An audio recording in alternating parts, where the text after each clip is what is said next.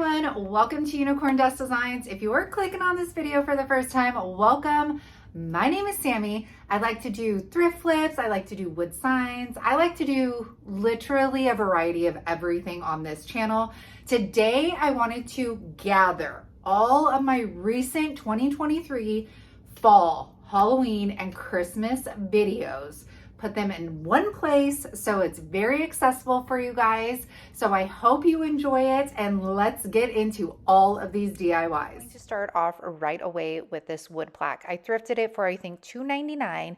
I'm going to take Cherry Picked, which y'all know is my new favorite fall color from the DIY paint line. We are going to paint the entire thing with one coat. It could be a messy coat. It does not have to be pretty. After we're done, I'm going to grab my Crackle medium. This is from Folk Art. I do have it in my Amazon store link. And the trick with this is you want to do one stroke strokes. You guys are picking up what I'm putting down. Anyways, so you want to see, if you see right here, I just do one pass with my paintbrush. I love applying this with my chippy brush. And then I'm going to get my heat gun, accelerate the heating process, and it's also going to give me more crackles. I know there's other crackle mediums out there, but this is just my go-to way of achieving my look. Well, in other news, I got caught up watching A Walk to Remember and forgot that my phone was not above. So what I did was I got faded burlap and applied one coat with one brush stroke, I guess you could say. I did not go back and forth. And this is the beautiful crackle we are getting with that. Now that the movie is over, let's carry on. So I'm going to take my IOD fall stamps. I believe these are from last year. I'm going to take the big pumpkin, small pumpkin, and the vines over here. And what we are going to do is we are going to layer our stamps. So I put the big stamp there just for placement for now. I'm going to take my smaller stamp first and I'm going to lay that down. And I'm doing it this way because I want that small pumpkin in front of my bigger pumpkin for my end result. So I'm going to push that on down. Now I'm going to grab my mask, and masks usually come with all of your IOD stamps, and this is so that you can create layered projects like I'm doing now. So I lay that big pumpkin stamp over the top of my small one. I'm going to rub that down, and then when I lift it, you will see that it looks like the big pumpkin is now behind the smaller pumpkin. I'm going to do the same thing with the vine stamp as well. After we are done, I'm going to take out my paint. So I'm going to be using Summer Crush and Queen Bee for my pumpkins. And you guys, this is such a great way to have some fun and pretend that you're an artist, because these stamps lay out the base for you. And all you have to do is fill in the lines with whatever paint color you choose. So for my big pumpkin, I'm going to do Summer Crush.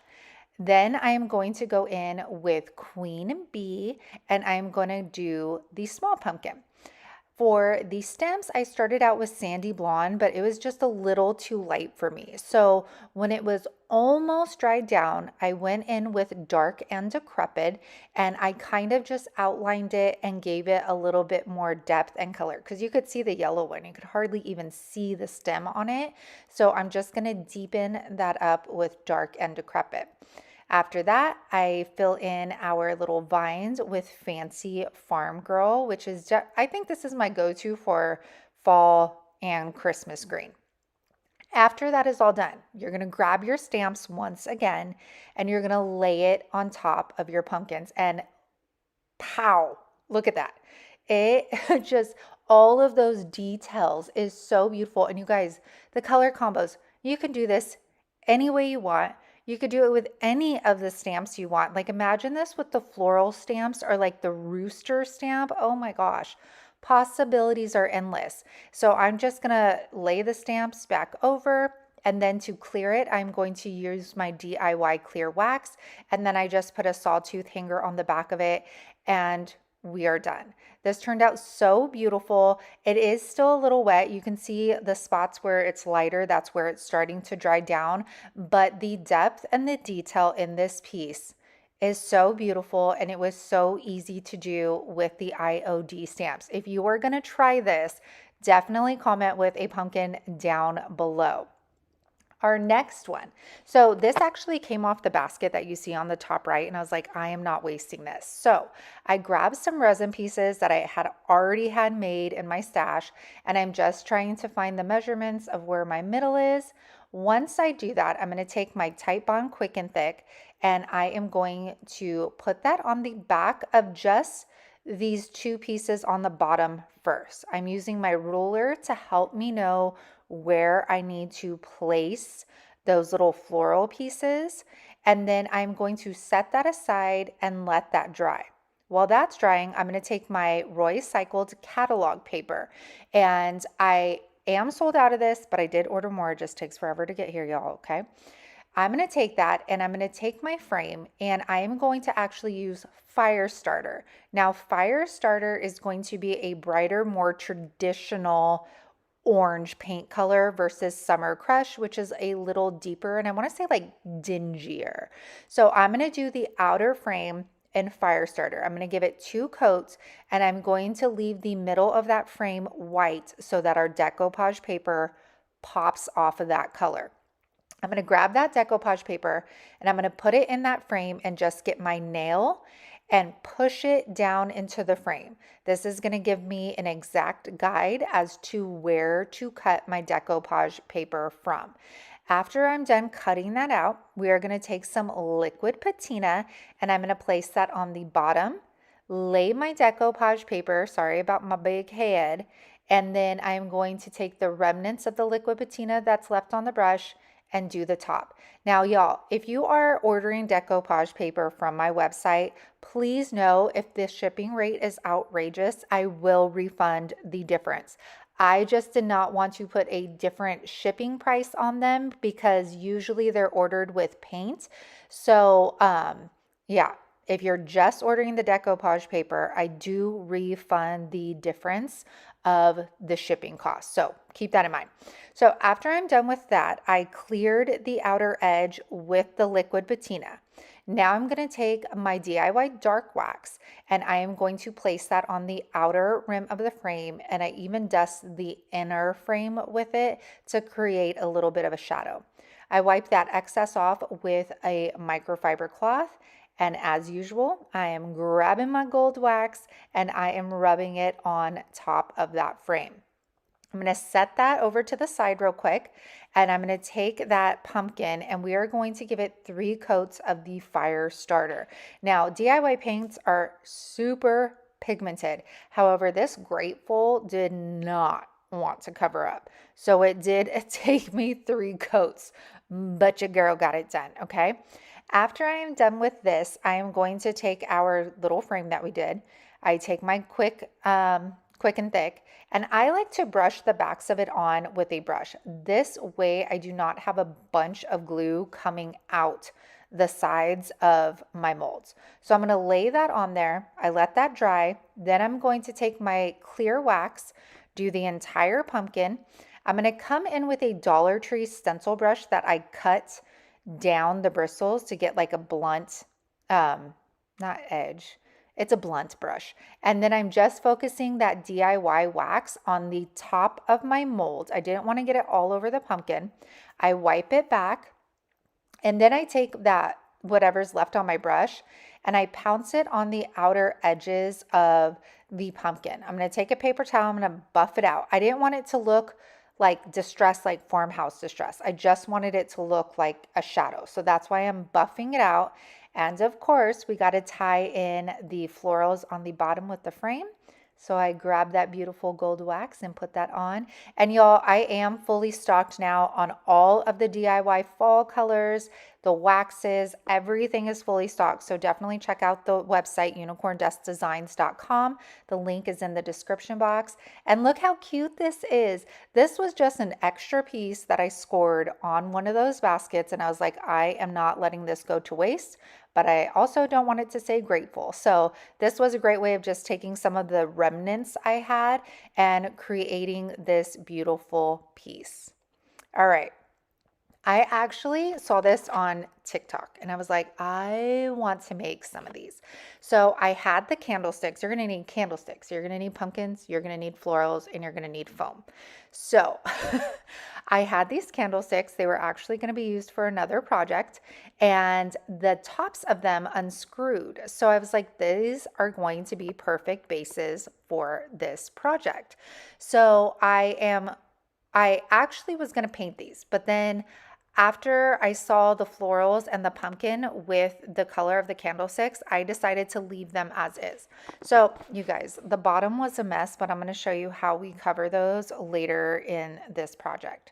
So I'm going to take these round floral foams from Dollar Tree. And y'all, if you can find the green version of this, please do so, because that white foam sticks out like a sore thumb. If you miss any like floral piece, you can see that white. So I'm going to hot glue both of these together. I'm going to do the same thing for the other one. Montgomery and Daddy were helping me downstairs stock paint, so she wanted up on my lap to help. Look at those little hands. Oh my goodness. Oh, so cute. Okay. So after that, I'm going to take the candlestick holders and I put some hot glue on them to fill them because they almost like went downward. So they didn't like sit flush. So I filled it with a little bit of hot glue and then obviously put hot glue to attach the styrofoam to. After that, you guys, those ugly bases, I obviously want to sell these. And personally, if I went to go buy something, I would be like, that's gross. I don't want to spend that much money. And that is what the bottom looks like. So I am just taking scraps of my decoupage paper, tracing it out, and then I'm going to use my liquid patina, lay those on over. And y'all, this is just a great way if you resell, even if you don't resell, if you just like a completed, finished project. These are great ways of taking your scrap decoupage paper, transfers, whatever you have, even tissue paper, napkins, and covering the bottom so it looks like a nice finished piece. Now we are going to go with a different angle. I'm watching Bailey Sarian murder mystery over here. So I'm going to take these pumpkins. They were $5.49 at Hobby Lobby and then 40% off. And they look so beautiful, totally worth the $3 something that I paid for them. So I took Gorilla Glue, put those on, and then hot glue, and I'm putting that around the Gorilla Glue so that I could get that immediate hold and just start working on them. And I do the same thing for the other candlestick as well. And then I'm going to go ahead and just let those set up just a little bit. This dog has an entire house to lay in. Hank? What? What are you doing all the way down there? Huh? What do you have? No beads? No nothing? No. You got bit by a bug, didn't you? And now back to the craft. So whenever I'm doing florals, I am definitely not a master, or like I don't do florals all the time. But what I've learned is I like to personally start with my biggest florals first. So I decided to use these sunflowers. I tried this like burlap looking one, but it just wasn't looking high end. No. So we put that down. We're going to focus our bigger florals on these sunflowers. And then I'm taking these are actually new this year, or at least new to me, from Dollar Tree. And you guys, they are gorga. Seriously, they're so beautiful. There's like a reddish one and an orangish one. And I like to take whatever florals I'm using and cut all of them off so that I could just kind of like grab and go as I'm moving around my piece. So I am taking my main flowers, so those sunflowers, and then these new ones from Dollar Tree, and I'm going to focus on filling those in first. After I get the main florals in, that is when I'm going to start going around and start filling in with other things. So like I grabbed some Dollar Tree maple leaves right here. I'm going to cut those and use those as some fillers.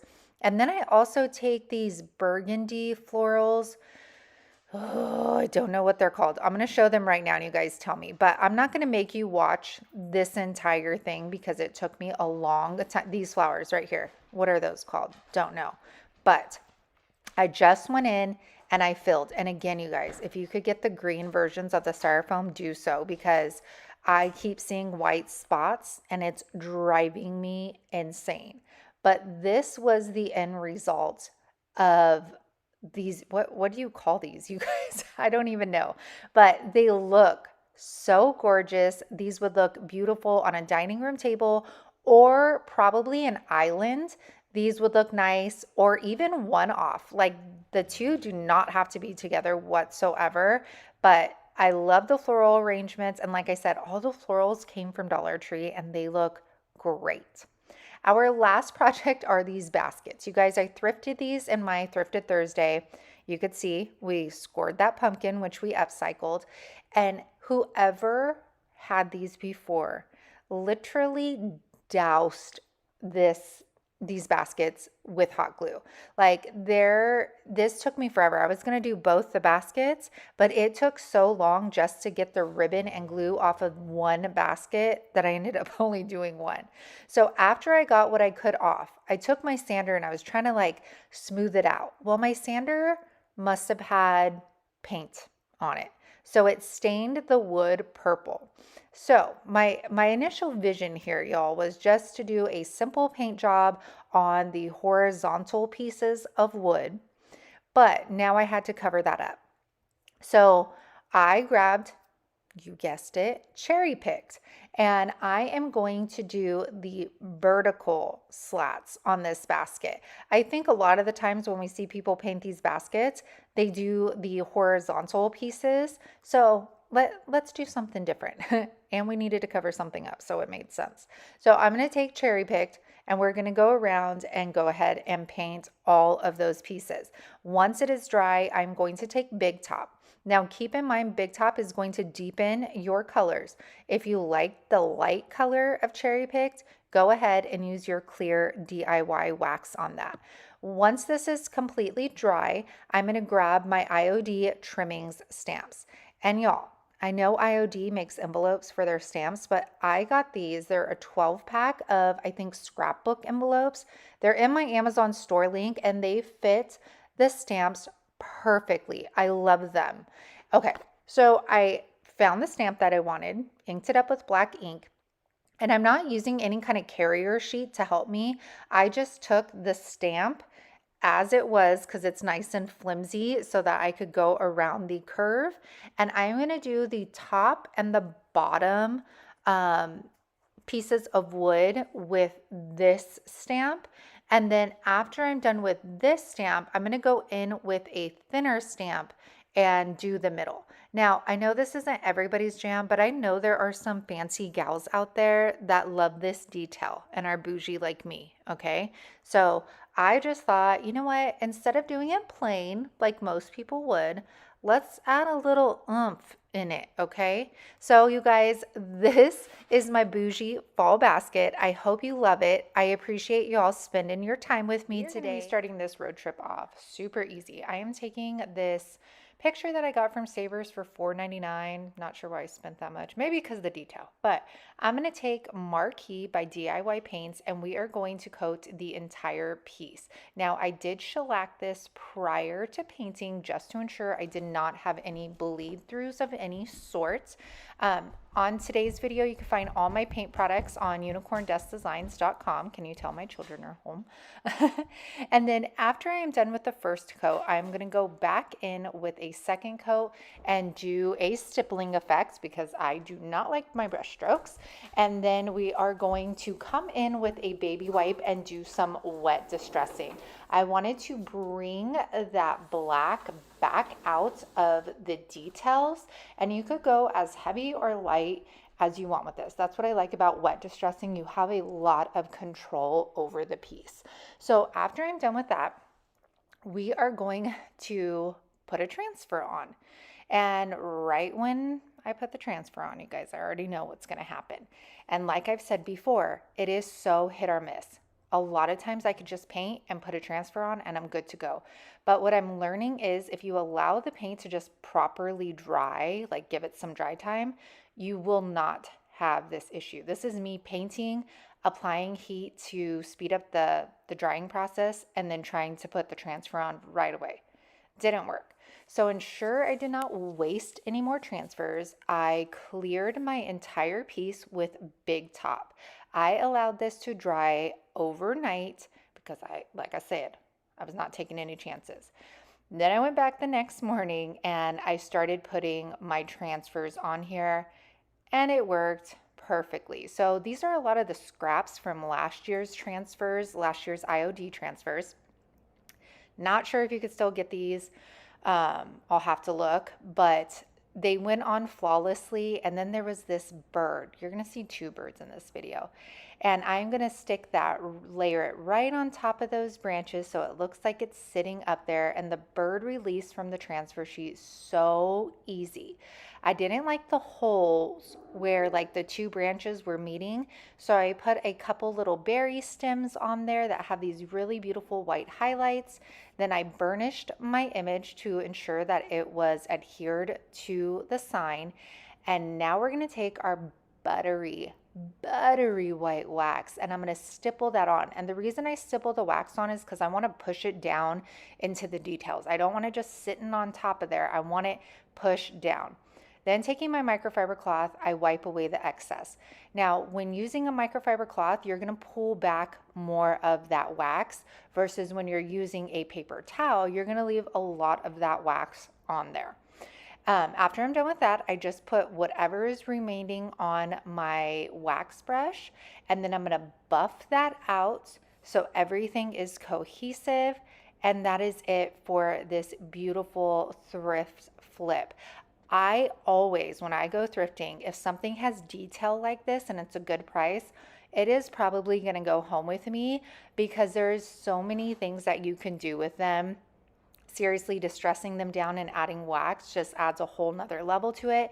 All of these pieces are available on my website for purchase today, and I hope you guys enjoyed this one. Comment down with a bird if you liked this. Next flip is going to be a little bit more technical. I flipped these a long time ago. You could see they've been, there was jute cord around them. They've been in my home decor for a while. I got these books either at Dollar Tree or a thrift store, not sure. What I'm going to do, this one book was super slick and I did not want to take the chances of the paint flaking off or like scratching off. So I decided to coat it with my Salvation solution. Now, Salvation solution is a wood blocker, but you can also use it as a primer as well. So that's what I'm doing right here. I want to make sure that my paint has something to grab a hold to. So I'm going to set that aside and let that dry. I'm going to take out all of my IOD trimming molds and I'm going to get the spines of the books and then put them on the molds just to ensure the fit before I go for it.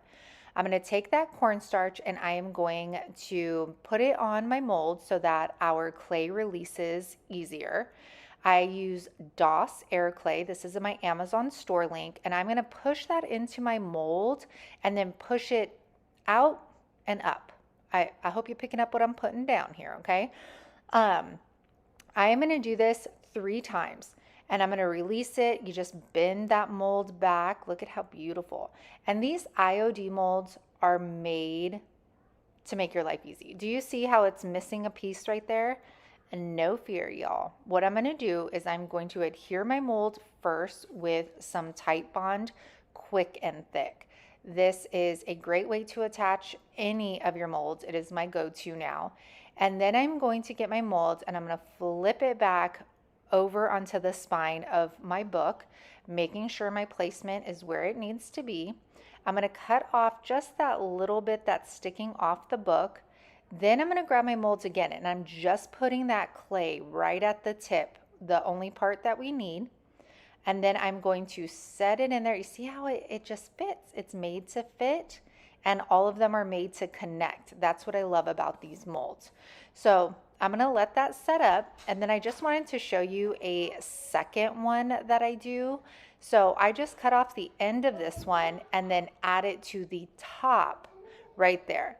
So that worked out perfectly as well. Now I'm going to go ahead and glue everything together. Sorry, you guys, it is summer break and my kids are home. All three of the books are drying. I'm going to take this frame that I had made with some resin. This is when I thought I was going to do like 20 magnets, and I did 3 and I was done. And I am going to take Fancy Farm Girl. Christmas in July, I'm definitely playing around with the greens because DIY paints have quite a few greens in the collection. So I'm just seeing what kind of green I love and I'm going to use when we really go hard into Christmas decor. But the Fancy Farm Girl is a great choice for a Christmas green. After we're done with that, we're going to get our books, and I like to paint just a little bit of the inside cover and then the back of the book. And I do this because, you know, if you stand a book up, you see that little bit of the front and the back of the book. So I am going to make sure that I cover all of that up, and I'll do the same thing on every book. I'm using Fancy Farm Girl, Marquee, and I'm also going to use Sandy Blonde for this book trio. Now I'm taking a chippy brush, and I'm doing the chippy brush because it has those bristles that could get into all of the details. And I'm going to do that on the spines of the books, and then I'm going to go in with my synthetic folk art paintbrush. I just get these at Walmart, and I'm going to do the fronts and the back of the book as well. Now you don't have to do the back or the top of every book, because when you think about it, the middle, you're not going to see it. So you just want to paint really the parts that are showing. And then I quickly wanted to show you the red. The Salvation solution worked great. The paint was clinging to this book and I didn't have any issues. Now we're going to put the book back together. So I like to glue the front and the back page to the hardback. That way you don't see that ugly mess that I made on the inside. I'm going to put the glue on the top of the red book and set our Sandy Blonde one right up top, and then I just make sure everything is stacked nice and evenly. I will repeat the process of gluing the pages, and then I will stack the top book, which is our Fancy Farm Girl. You're gonna let this set up. This glue is absolutely amazing, you guys. It holds up, let me tell you. So now I'm going to, you guys, this is when I thought I used aviary and then realized I used Fancy Farm Girl. But don't worry, this clay-based paint is so pigmented that all I had to do was another coat and it covered it up. I couldn't stand the brush strokes. I just did like strokes of paint for the first layer. I couldn't do it. So I ended up going back in and stippling.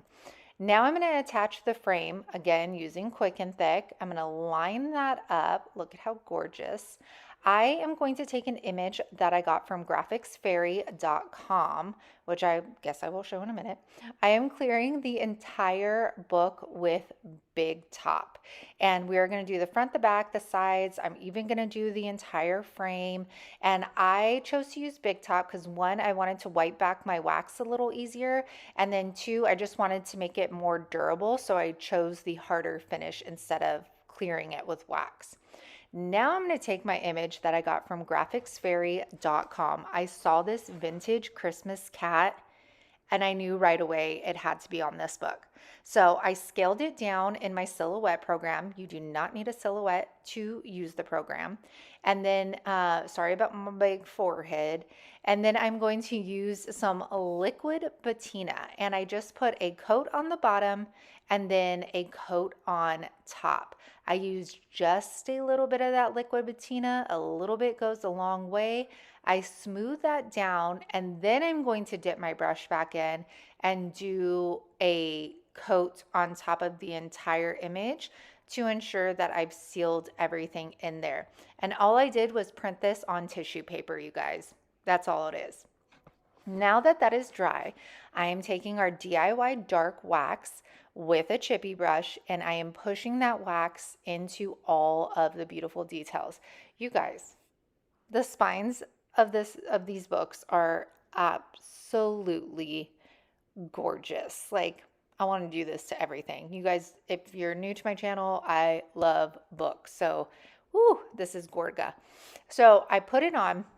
Then I'm going to take a microfiber cloth because I want to take more of that wax off and just leave it. You see how it just goes right into the beautiful details and makes it pop? Yes, ma'am. Okay, now we are going to go to the frame and I am going to push that wax into that frame because it has so many tiny details. And then I'm going to buff that dark wax around the frame of the book. I'm going to wipe the frame off with the microfiber cloth. But once I get to the actual top of the book, I end up grabbing a paper towel and buffing it out because I wanted to leave a lot of that dark wax on there. The microfiber cloth was taking off too much of it. So once I am finished with that, you guys, it just wouldn't be one of my videos if I did not add gold wax to something. So I chose to only do it on the frame so that it really pops. I did not do it on the spines of the books.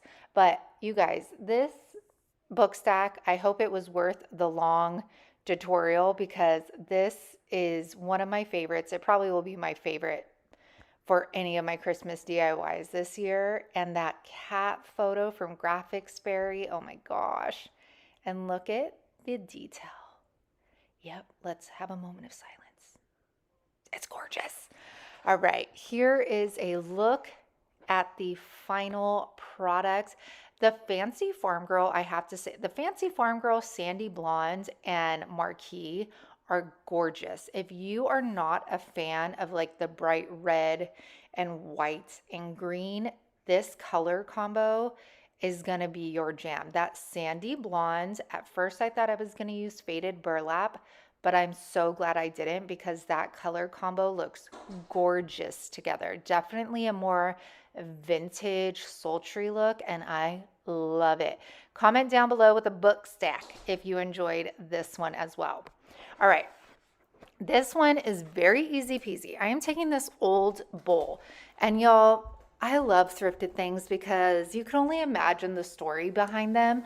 Like, this bowl was used. The image on it is completely gone. You could see remnants of the gold on it, and it just makes you think like whoever had this must have loved it and used it all the time.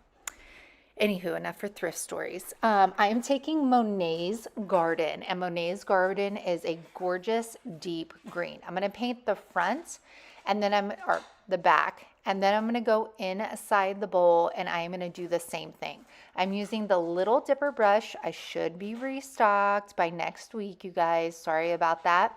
And then you can see how beautiful it is when Monet's Garden dries down. It's gorgeous either way. After I'm done with this, I'm going to do the back of the bowl with Big Top first. And then after that dries, I'm going to flip our bowl on over. And before I apply the Big Top to it, I'm going to apply our transfer. So this was another transfer from last year. IOD has not come out with anything new yet, so I promise it's not new. And I'm going to lay that down and I'm going to push down and pull up on that transfer sheet, and it released so very easy. Transfers, you guys, definitely are something that make DIYing just easy, and they add such a statement to a piece. After I'm done, I did burnish that down. I'm going to add Big Top, and then I am going to go in with gold wax. And I chose to do this because the original bowl had that gold finish on it with all of these details, and I just wanted to bring that back to this piece. So I started out with the trim, and then I went in and gave it a very soft coat of the gold to make those details pop again. And at first I wasn't going to do it, but I'm glad I did. So you could see it's just like a soft shimmer of it, and it really allows those details to come back to life, where when it was just the green, you couldn't really see them. So this was a very quick, I think this bowl was $2.99 flip for Christmas. So if you have these old items sitting in your stash, or you go to a thrift store or garage sale next time, pick it up and you can make yourself a beautiful decorative bowl for Christmas or just everyday decor as well. You guys, I hope you enjoyed this video. Make sure to check the thrift flip road trip playlist. We are going to start off with these two candlesticks. You only see one, there is two. And I painted and waxed these well over a year ago, and I wanted to see how applying paint over that would work. So let's see. So I am taking Black Velvet by DIY Paints, and this is a beautiful, it's like a very deep charcoal color. And I wanted to replicate a pet paint look that Upcycled by Brie did, where she took a bird and tried to make it look like cast iron. So that's what we're doing here. I'm going to paint both candlesticks in the Black Velvet, let it completely dry, and then I'm going to take DIY's black wax, and this is going to deepen the color of this, and it's going to help allow our dark and decrepit dust to stick to our surface. So I am just going to take a paper towel, wipe the excess off. Then I'm going to dab my finger in the dark and decrepit dust, and I am going to put those in random spots around the candlestick so it almost looks like little bits of rust on the cast iron. I am going to do this to the second one as well. Now, after you're done applying this, you're going to want to take a paintbrush of any sort, and you're going to get the remnants off, like the extra dust on there. So you can see how I'm hitting on all those kind of hard edges. I get that paintbrush and I dust the excess off, but majority of it is going to stick to our wax.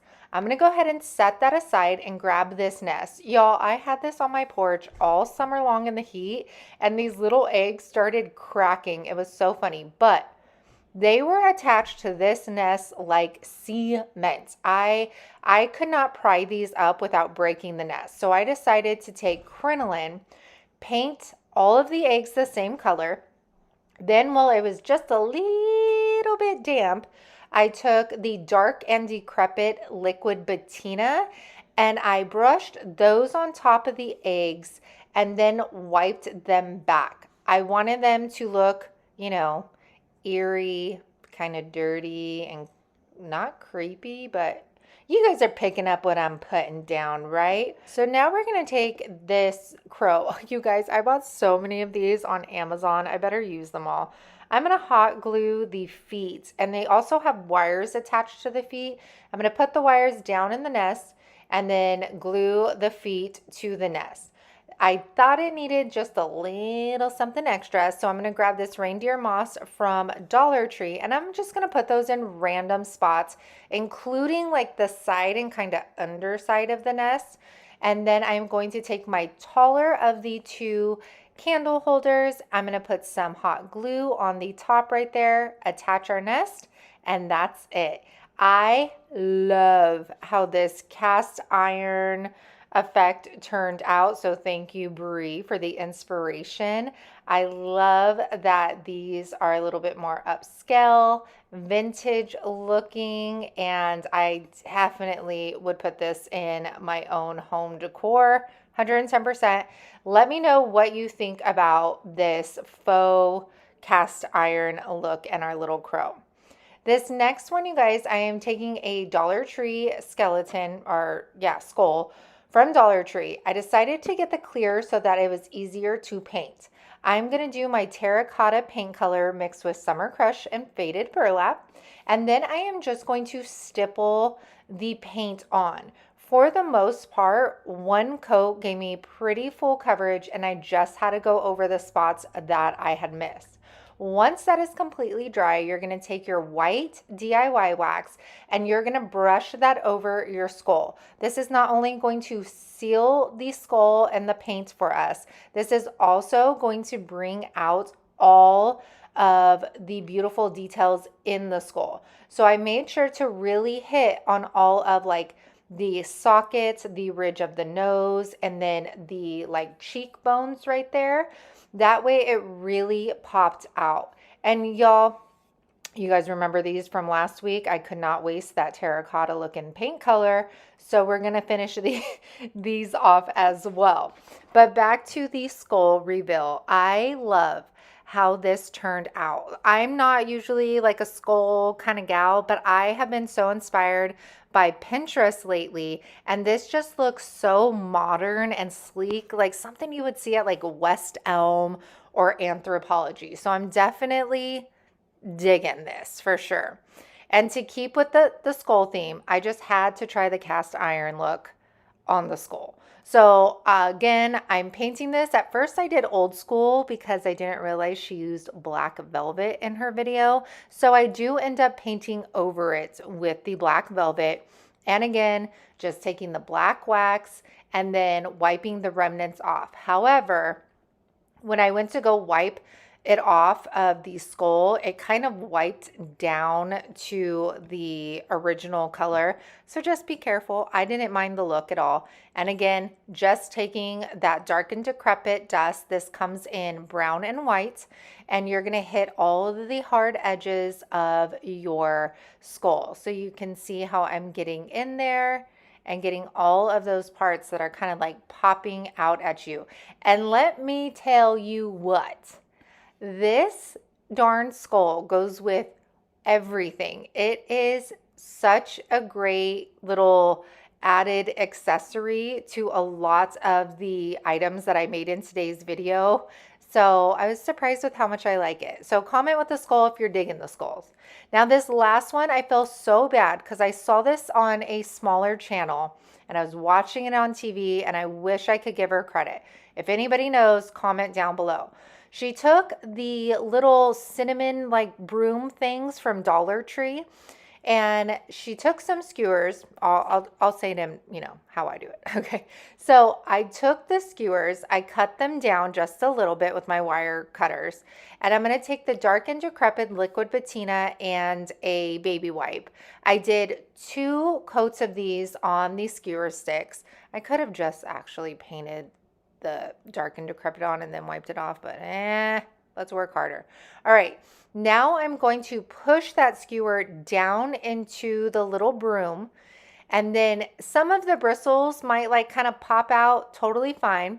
Stick some hot glue in there and then stick that skewer back in there. Or dowel. It's a dowel, you guys. Okay, and then I am also going to do the same thing she did, which was grab some twine, and I'm going to hot glue it to the top, and then I'm going to wrap it. At first I start wrapping upwards, but I ended up wrapping going down. And then I just put a little bit of dark and decrepit on the twine to make it look a little dingy and dirty. And that was it, you guys. These were so easy. You get the smell of cinnamon, and they will seriously look cute on a vignette on an island, in your tiered tray, up in your bookshelves. I mean, you can't go wrong with these. I wonder if they would sell in my booth. What do you guys think? I love these. If anybody knows the original creator, let me know. Hey, my friends, I'm so excited to show you this. I got probably over 20 more designs of Roadside decoupage paper, the Halloween, the fall, the Christmas, and some other ones as well. So go check out my website down in the description box, because the seasonal ones usually sell out. So I am essentially going to make one of those tile blocks again, and I am going to take Little Black Dress, which is like the truest black in the DIY line, and I'm going to paint the back and all my sides. Then on the front, I'm going to use crinoline. I didn't want to use a pure white because I thought it might be too bright behind my decoupage paper. So I decided to go with crinoline. I'm going to do again, like you've seen me do in a previous video, I'm going to grab a stamp and I am going to add a crackle effect to the paint. Now, whatever you stamp is going to show through that decoupage paper. Well, dependent upon what decoupage paper you're using. I decided to add a little butterfly as well. And then we are going to go ahead, let that dry for a little bit so it doesn't smear. I'm going to grab my decoupage paper. This is one of the Roadside Halloween decoupage papers. And I am going to grab my liquid patina, which is a decoupage medium, and I'm going to apply that in sections. So I apply it to the wood. Then I kind of mist my decoupage paper, and then whatever I have left on my brush, I use it to push my decoupage paper down. And then I'm going to repeat that process all the way down. I love liquid patina. It's nice, it's thin, it's not like Mod Podge, which is a little bit thicker and harder to work with in my opinion.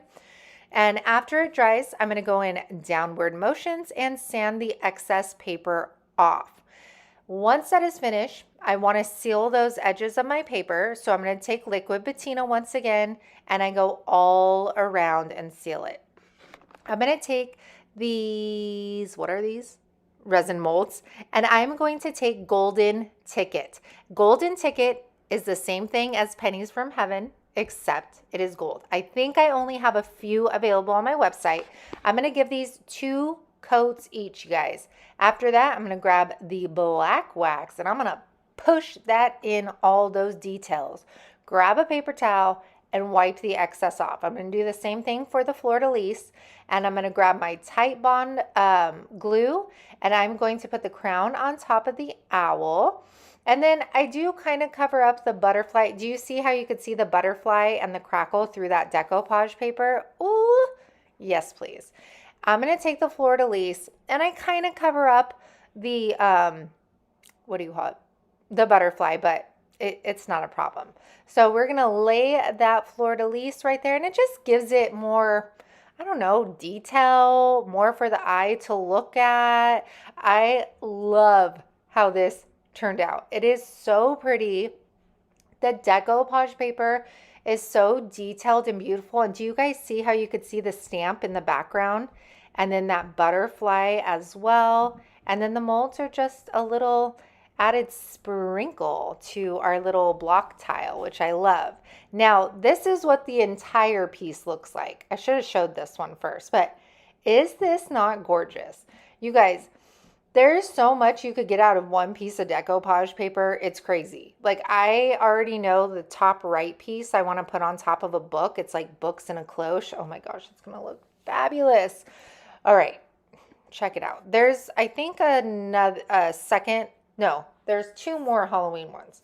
Okay, so I'm going to take my rolling pin, and I did this kind of sketchy, you guys. I literally wrapped it up, drew a little line, and then I held it up to draw the length of the rolling pin. So by no means is this super well done because it was my first time doing a rolling pin with a paper, let's be honest. So I'm going to start by getting my liquid patina and putting it on there. However, this rolling pin was raw and it was just sucking up all of that liquid patina. So I really had to put a good amount on there. However, it worked and it clung. So again, just going in sections, applying that liquid patina, spritzing the paper. Now, spritzing the paper with water is going to give you less wrinkles. It's going to allow you to stretch your decoupage, like kind of like pull at it a little bit so that you have, again, less wrinkles and you can kind of move it as you need to. Now, it's so thin, but you guys, I promise it's so durable, it's crazy. So I keep going around, and I will tell you it's a lot easier when you lay it down on something instead of trying to hold it in your hand, which I was doing previously. And then look at the detail. I thought I had to go with the crows and the little skeleton because it kind of went with everything else I was making today. And then we're going to put that liquid patina around the rest of it. Now, by no means are my like 2 ends neat whatsoever. That I did a jagged cut, you guys. I should have done it clean, but you know, I wasn't thinking, but it turned out, look, you can't even notice it right there. So after that dries up, I'm going to take that liquid patina and go over the entire rolling pin one more time. I'm going to grab my finger sander, sand the excess off the ends, and then because I thought for whatever reason it wasn't flowing, I ended up getting dark and decrepit and like putting it on the end right here of the rolling pin. And this is how cute it turned out, you guys. I have this Ray Dunn Halloween utensil holder, and I was thinking this is gonna look so cute with it and have some like little, dark greenery like spewing out. You guys, I need to go to sleep. But this is pretty darn cute. The paper is so detailed. I love it. It's a little eerie. It reminds me of Ghost Whisper. Do you guys remember the show Ghost Whisper? I have watched that so many times. Okay. My last one was just a kind of experiment, I guess. I did the terracotta color that I love. And then I'm going to add some salt wash in it. I wanted to see if I could take the Dollar Tree styrofoam pumpkin and make it look more high ends, kind of like I did with the skull. So I'm going to take my salt wash, which is a paint additive. It's going to create a lot of texture, and whatever texture you achieve, it's going to stay. It's not going to flatten out on you, and it's literally like rock. You cannot get this stuff off. So I'm just taking a chippy brush, and then instead of stippling it on like I usually do, I am going to paint it. Like, so I want the brush strokes in there. I didn't want it to look like distressed farmhouse French country. I wanted it to have that more modern feeling to it. So I chose to kind of just slap it back and forth. I'm really good at explaining things to you guys, I know. So once that dried, I noticed that the seams of the pumpkin were still sticking out. So I got whatever I had left of that salt wash mixture and I added as thick as I could to the side, and then again with like the brush strokes to blend it into the rest. After it was completely dry, I got a stick from outside and I glued it to the center. I really wanted to go with kind of minimalistic, so I didn't want to do a leaf and all of that stuff. I grabbed that DIY white wax once again, and I'm going to call them panels of the pumpkin to just highlight all of the details in there, almost create like a shadow effect to it.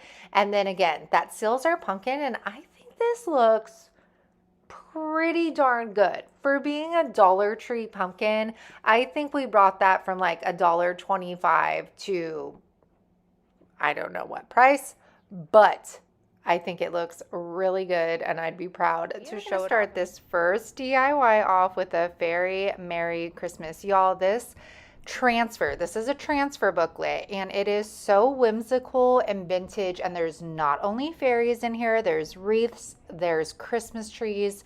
It is stunning. And seriously, right when I saw this booklet of transfers, I remembered this picture frame that I thrifted, and I knew it was going to be perfect with these transfers. So I am going to take out the glass piece. I'm trying to figure out which green I want to use with this. And I think gypsy green is going to be the best because we're also going to darken it up with some wax.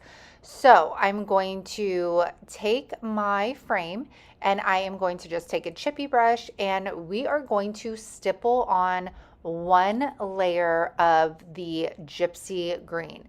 This dries down to be absolutely gorgeous. And you guys, this frame, let me tell you, when we put the wax on, you are going to see just how much this goes with the transfer. So after it dries down, I'm going to apply one coat of DIY clear wax, and then I'm going to go on top of that with DIY's dark wax. You can find all of my paint products on my website, unicorndustdesigns.com. And then I am going to grab a paper towel, and we are going to wipe back that dark wax, because all I want it to do is sit in all of those beautiful details so they pop out at you. And if you guys cannot see all those beautiful vines, and I think they're grapes, but we'll say berries. Oh my goodness. And Hi, my name is Sammy. If you're new to my channel, I have an obsession with gold wax, and I think everything Christmas related needs it on it. So I am going to put the gold wax on all of the leaves and the little vines that are attached to them. I'm going to get the transfer, no, sorry, I'm going to grab my cardstock. This is just brown cardstock. I'm going to trace out the glass panel here, cut that out, and then you guys, what you've been waiting for, this IOD transfer. You guys, they are so easy to use. You can literally stick them on any surface. I am just sticking this straight onto the cardstock. I did not prep the paper with anything. I'm going to take the little scraper tool that it comes with, and I am going to start pushing down on my carrier sheet, and then I will start lifting that up, as you will see. And this literally took no time at all, and the details in these transfers always blow my mind. Okay, we're gonna pop that baby back in. I'm not gonna put the glass in just for camera purposes, but when it's listed on my website, the glass will come with it. And check this out. Oh my gosh, this makes me so like the most perfect frame for this Fairy Mary transfer. And look at how absolutely gorgeous those details are. It is so absolutely whimsical. I love it. Let me know down in the comments what you think of that transfer. For this next one, we're going to go fall, y'all. Oh, yes, we are, because they came out with this beautiful pumpkin mold. Okay, you guys, wipe your mouth, stop drooling. Sorry about the stomping ahead. Those are my children. And let's put that front and center. Y'all went crazy over the pumpkin stamps last year, so it does not surprise me that they came out with this beautiful mold. I am going to use my amazing resin, which cures within 5 to 10 minutes, and I am going to start filling up some molds. I didn't know what I wanted to use. And so I just, I always just fill a little extra because I put it in a box next to my desk and I pull them out when I need them. But our main focus is the pumpkin. After I'm done, I'm going to set those aside. I'm going to take this old dingy box that I've literally had forever, and I am going to take the Salvation Solution stain blocker in clear, and I'm going to put that around my entire box. I did not want the chance of any bleed through coming through my paint, so I'm going to let that dry, and then I am going to grab, these are actually snowmen, you guys. When Christmas comes, you head to Hobby Lobby and you pick these packs of snowmen up when they are 50% off, because they make the most gorgeous legs for any project. So do not forget this during Christmas time. So they were painted like a light blue, and I thought, you know what, that would be quirky and fun mixed with, tan and orange for the fall season. I put dark and decrepit over them to darken them up and make them look a little aged. I wiped that dark and decrepit back, and you could use dark and decrepit as a stain, as a glaze. There are so many ways to use it. So now I'm going to grab my Titebond. I did put some other molds on the corners of my box just to give it a little bit more pizzazz and detail. And now I'm taking the Titebond Quick and Thick, and I like to brush mine on the back of my molds, but you could use your finger or whatever. Sorry, I'm totally not in shot. And then I'm going to stick that on to the box. And then to let it set up, I'm going to just put some tape on there, and then I'm going to let it set to the side and dry completely down. It does dry very quickly, but I'm just being, safe here. I'm going to grab the JRV Cottage Color in the color Crockery. I think I might have one more of these in stock. And I am going to paint the inside, the outside, the bottom, the front with this. I do have to go in with 2 coats. And keep in mind, the JRV Cottage Colors have a built-in sealer. So after I'm done painting this and it dries, I don't have to wax it or clear it. And then accessorizing the box. So it was between Pennies from Heaven and Golden Ticket. Now, Pennies from Heaven reminded me of pumpkin spice. So we're going with the spice. I am going to take a smaller paintbrush and I'm going to paint the tops of my molds. I just am a little bit of a perfectionist, so I had to get, on the sides and all that, but the tops of them would be good too. So I also am going to do the pumpkin. And I have to do 2 coats of this. After that dries, which it dries very fast, I am going to take the DIY dark wax and I'm going to stipple that on my entire box, but I do it in sections, one side at a time.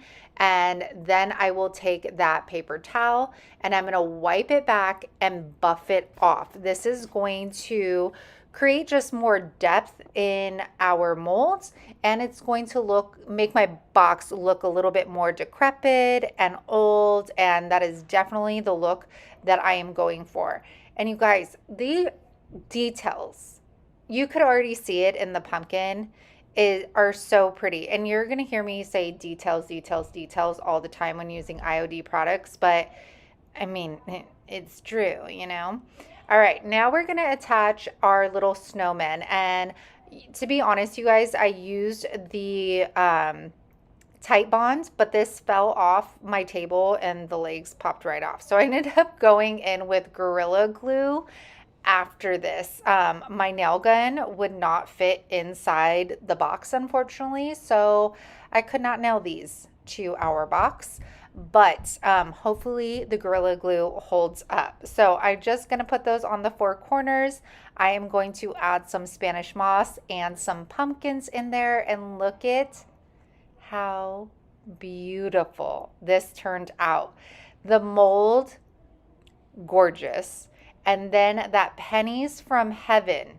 If you are doing a lot of fall decor, you need that in your stash because it is going to make for some beautiful details on your fall DIYs.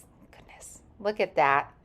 Look at how gorgeous she is. Let's play with some stamps. Do you guys see these puppies? How cute this is. They actually have puppies and kitties, you guys. I did not get the kitty ones, but they are just as cute. Head over to the IOD Sisters YouTube channel and you will definitely get a walkthrough of each individual piece they came out with in way more detail here. But I'm just kind of showing you the other stamps. This one has a lot of, I want to say like filigree, and then this one is gorgeous. I thought I was going to use the bricks, but I decided against it, and you could see how many pieces come in. This one's a 2-sheet one, and the previous one I showed you is a 2-sheet stamp set. So keep that in mind. I am going to take one of these wood blanks from Dollar Tree and I am going to paint the entire thing with layered chocolate. Then I am taking my Crackle Medium by Faux Art. This is in my Amazon store link, and with single strokes I am going to apply that to the front and sides of our plaque. I'm going to dry that down with a heat gun because I like more crackle. I'm going to come in with White Swan, maybe.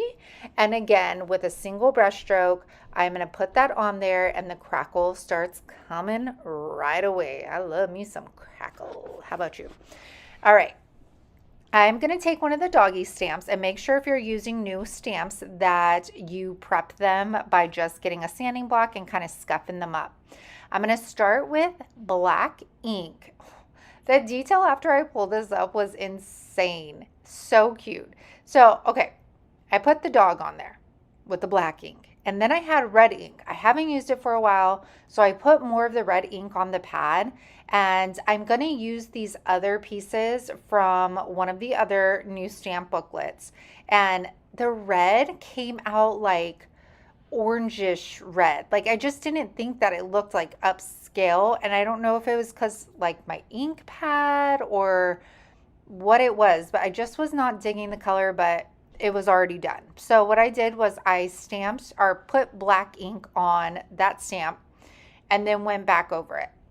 And since I did it to the right side, I felt like there was another stamp I wanted to put on the left, so I needed to mimic that. So again, I put the red stamp on there, and I do have one of the masks. You could see I just pulled it away I'm putting it back. And then again, I'm going to take the black ink and put it on top. So it has like a little pop-up color, which is nice. And now for the bottom, I'm going to measure where my center is. I'm going to measure where the center is on the back as well.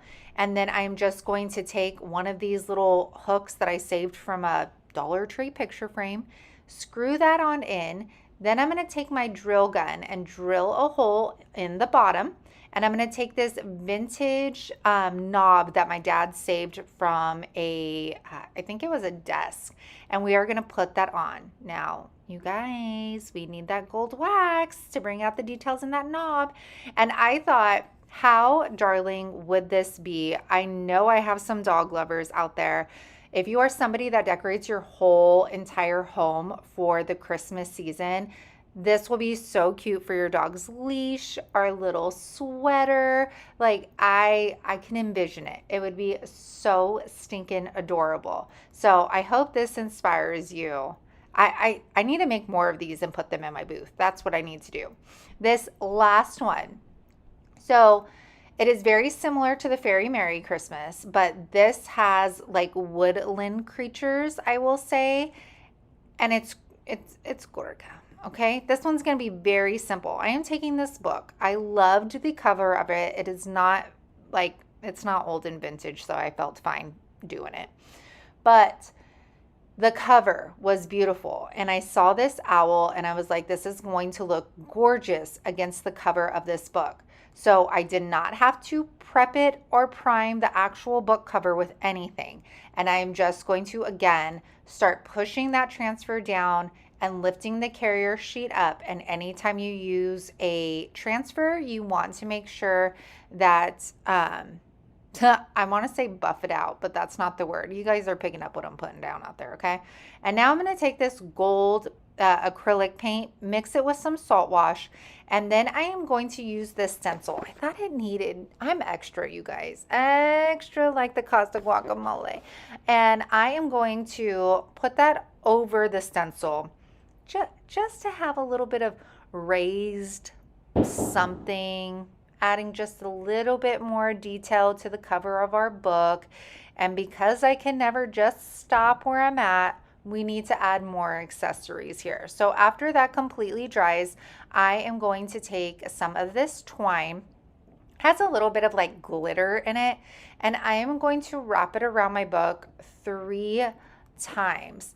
I'm going to tie that off to the side in just like a regular bow. I think I ended up getting rid of the bow later. I don't know. Let's find out as we do this together. I'm going to tie that off, and then I'm going to take this little berry, wired berry. It's from Dollar Tree. I'm going to cut some of that off, or no, I don't. I'm going to, hi you guys, I swear I made this video myself. Those are my hands doing this. Like yeah. And I put it around there. I tightened it up, and then I am just going to wrap that around something, a pen, and just make it nice and curly and cute. And that is how simple it is to use a transfer to change your home decor. Again, I didn't have to do much to the book. That background went so well with the owl. And you guys, I hope you were inspired. Make sure to check out the playlist down in the description box if you would like to see what other creators have done with the new IOD holiday release. And also, hey, my friends, I am just checking back in. This is a long video, as you can tell, but I hope it is inspiring you. I love to put all of this fall, Halloween, and Christmas in kind of one place, because I feel like a lot of us craft a little bit of everything during the seasons, like as we're leading up to them. So I hope you are getting inspired, and you all know the drill. If you're digging me, if you're digging the DIYs, if you are digging the channel, then make sure to like, subscribe, and comment. Commenting lets YouTube know that you're enjoying the content, and they're more likely to share it to more people. And you guys, all of my links are down in the description box. If you don't know where that is, right under this video, it'll have some text and then say more. You're going to click that more, and then it'll drop down and it'll give you the link to my website, all of my social media accounts.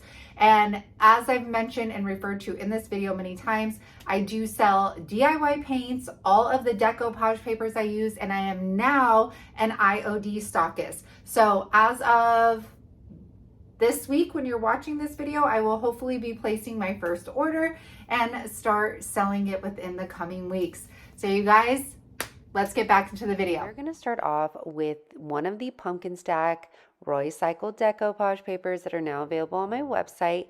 I do want to note that for this DIY, I did not save the post. So if anybody knows who originally created this, it was on Facebook.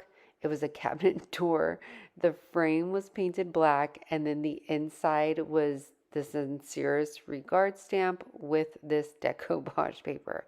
You guys know I like giving credit where credit is due, so if anybody knows, please let me know down in the comments. So I'm going to start off by mixing Farm Fresh and Bohemian Blue. I wanted to match one of the colors of the pumpkins on my piece of paper, and if y'all have not mixed your paints yet, live on the wild side, okay, and try it out because it is so much fun creating your own colors with your DIY paints. So after I thoroughly had this mixed through, I'm going to grab this wood sign, and I'm trying to use just stuff I have in my stash. So I don't know where I got this from, but we are going to use some painter's tape. We're going to tape off the inside, which is kind of like a matte metal piece. I'm not sure. And then we are going to take a chippy brush and we are going to paint the inside of the frame, the outside, and the top. And look at how gorgeous this paint color is. I absolutely love it. It only needed one coat, and look at how beautiful it is when it dries down. Gorgeous. And the paint color, okay, look at right here. Perfection. All right, so now we're going to grab this stamp. I think it's called Bella. I've never used it before actually, but it has some beautiful corner like adornments, and so I grabbed one of them, scuffed it up since I've never used the stamp before, put some black ink on, and we're going to put those on the corner of this sign. I wanted something on the frame, but I didn't want to go too detailed because I wanted the centerpiece to be the decoupage paper.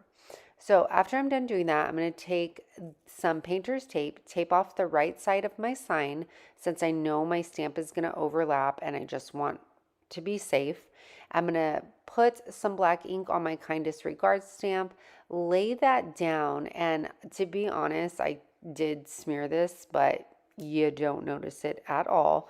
Get as close to I can to the edge of my sign and then lift that on up. This is just going to give it that added chef's kiss, okay?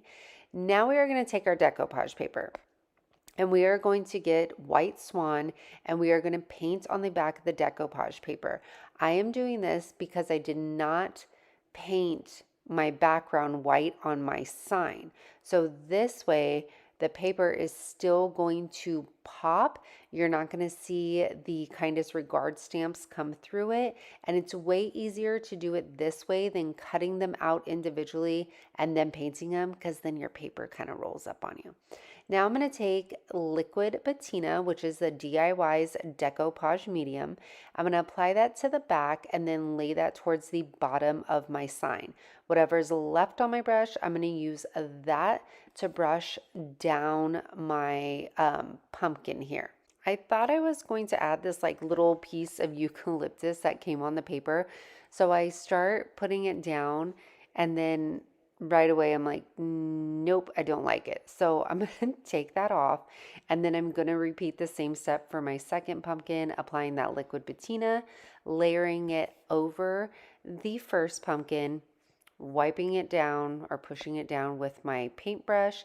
And then you'll see that I'm taking that liquid patina as I'm laying each piece down and then going over the entire surface of this sign. Then I put the top pumpkin on and then I grab some florals that I cut out from the same decoupage paper and I'm going to layer that behind the pumpkin on the top. I thought this was a cute little added extra detail, and then I'll clear the entire thing. I finished it off by getting some DIY clear wax and clearing the frame and letting it dry overnight. This turned out so beautiful. I absolutely love working with these decoupage papers. I am by no means somebody that is a pro at this, and they are so easy and so flexible to use. And I love the custom paint color. It is gorgeous. It goes with that pumpkin so very well. You guys, I wanted to remind you that today is Try It Tuesday. So there's going to be a link for the playlist down in the description box. Other creators who wanted to join me in doing this will be down there waiting for you to view them. My next one was inspired by Emily at Wood, Wine, and Crafts. This girl has been posting amazing videos, and they have inspired me to do a lot of my crafts lately. So check her out. I know you will not be disappointed. I grabbed this urn that I've literally had in the stash forever, and I am taking letterpress, which is a gray from the DIY paints. If you are somebody that loves doing like faux cement looks, this is the gray that you want. It turns out so beautiful. I'm going to take my chip brush, and I am stippling it in there because it has a lot of texture, almost like salt wash, and I want to make sure that I get in all of those nooks and crannies. You can see just how beautiful this dries down. Now I'm taking white wax, and I'm kind of dabbing it in my wax and then dabbing some excess off on a paper towel. That way I don't get a big glob on one part of this. I just want it to be feathered on. This is also going to seal our paint. Now I took some floral foam and I stuffed that floral foam in that yarn. You guys, there is nothing I cannot stand more than going to the thrift store, finding a beautiful pot or urn, and then somebody has hot glued the floral foam in there, and it is so hard to get out. So if I don't have to do it, I try not to. So I'm taking these little pieces of greenery and I'm pushing them in the foam and then taking them back out, putting the hot glue in the little divots I made, and then laying that greenery back down. This way I knew it was in there and it was good to go.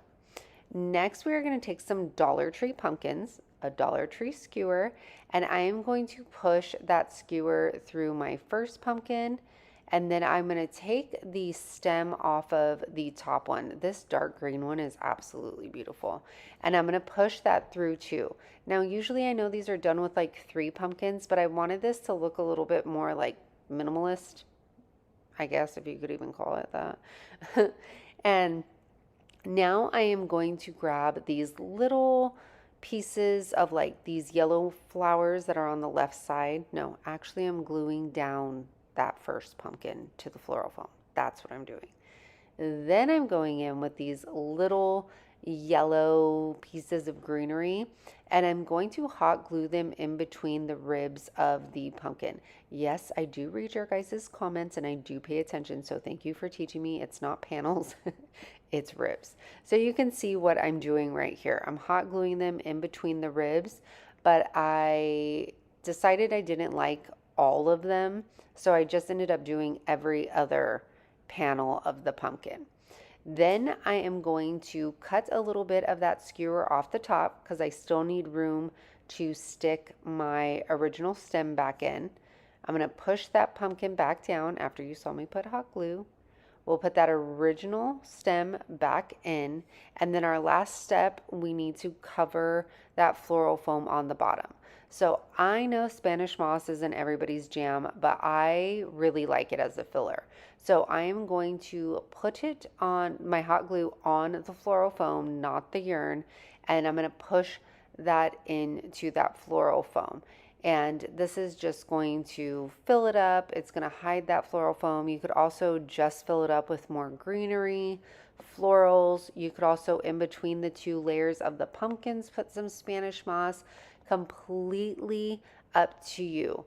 But I love that I was able to take something that's been sitting around forever and create a beautiful fall home decor. And like even the pumpkins, the greenery was from Dollar Tree. So thank you, Emily, for inspiring me to get out some of these items and make this. Again, you guys, you will not be disappointed with Emily. So definitely check her out in the comments. Our last one is going to be this pumpkin. If y'all are on Pinterest, you've seen this bump pan pumpkin by Lizzie and Erin.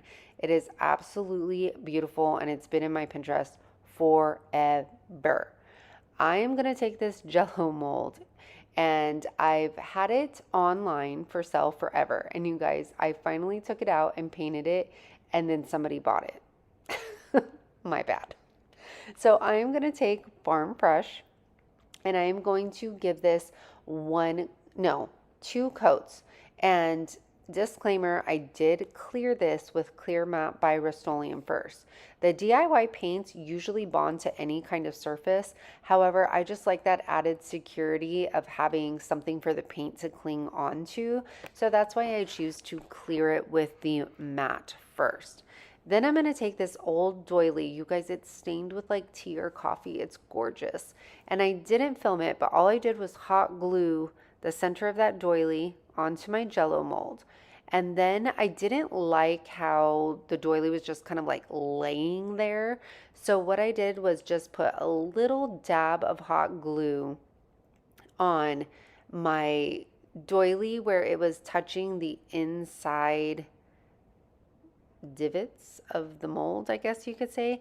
That way you could really see the form of the mold and see like the beautiful details. And like I said, I just didn't like the doily just laying on top of there, you know. So I think this looks really good. Next, you guys, it probably took me like 30 minutes to figure out what stem I wanted. I had this crystal knob, I had the Dollar Tree stem, I had the little wood branch things from Dollar Tree. In the end, the knob was too short, the Dollar Tree stem was too bougie, and I ended up going with just the little Dollar Tree branch. So I'm going to hot glue that to the middle. And this was nice because the hot glue reached the mold itself and was attached to the fabric. So I don't think it's going anywhere. Next, I'm taking Spanish moss once again. And I don't know why, but when there's something not around the stem, it looks very plain and like weird to me. And it's also kind of weird because Spanish moss does not grow on pumpkins like this. But you know what? We're going to go with it. So after that, I'm going to take these burgundy like flowers. I don't know. I got them from Walmart a long time ago, you guys. And I'm going to put those on the sides. And all I do is I take some hot glue on the stems of them and I push them into the Spanish moss so they stick very well. And of course, we need something more. We can't just leave it like that. So I am going to take some Dollar Tree fabric, cut a little notch in there, and then I'm going to pull those apart. I'm going to do 4, actually you need 5 strips total. But with the 4 strips, we're going to take those. You're going to wrap them around your 4 fingers. Make sure you're leaving tails on both the right and left side. You're going to pinch in the middle of that. And then you're going to take that 5th piece that you cut and we're going to put that right in the middle, just like so. And then you're going to tie it and you're going to double knot it. And you don't even have to cut those tails off.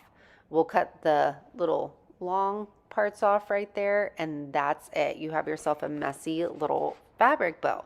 And we're going to hot glue that there. But then if you guys see it, see that hole right there in between the 2 flowers? Could not leave it like that. So I'm going to put one more of those flowers right in the middle and that's going to tie it all together.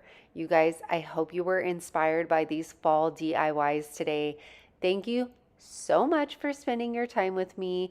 I loved doing these for you and I hope you check out the playlist to check out other creators and also the creators I shared with you today. Look at that, even the stains on the doily. It's It's everything. We are going to So start this video off with these blocks. I actually used the other half during spring. We are going to use the colors Aviary for our Christmas green, Marquee, and Tarnished Pearl. I'm going to apply one color to each block, and you can see that the coverage of these clay-based paints are absolutely amazing. They had red letters on them, and they covered up so well. Except for the tarnished pearl, which is expected, it's a white. I do want to note that DIY paints have several white colors. The tarnished pearl is going to have a gray undertone. White swan is going to be your pure white. We also have beadboard that has a blue undertone and vintage linen, which is my personal favorite. Now we're going to take amazing resin. This is resin that cures within 10 minutes. All you have to do is mix a 50-50 ratio of parts A and B. You're going to mix it for about 40 seconds, and then you're going to start pouring it into your molds and seeing the magic work. Now, I didn't know what I wanted to put on my blocks yet, so I just poured a bunch of different molds, and now I'll just have extra to work on other projects in the future. I'm going to be taking Marquee, and I am going to be painting my molds with the colors that we did our blocks. So again, Marquee, Aviary, and then the Tarnished Pearl. So this set is getting Marquee. Then I'm going to take the Aviary and paint these Christmas trees and little, I think is that holly? I think so. And then some snowflakes we're going to do with Tarnished Pearl. I'm now going to grab my Titebond. This is, I'll say it's like an all-purpose glue. And we are going to apply that with a paintbrush on the back of these. I'm not going to make you watch me do this to every single mold, but what I'm going to do is I am going to, on the back of this piece that you're looking at, there will be more molds. And on the two sides, we're going to be putting stamps. So it's kind of going to be an alternating thing.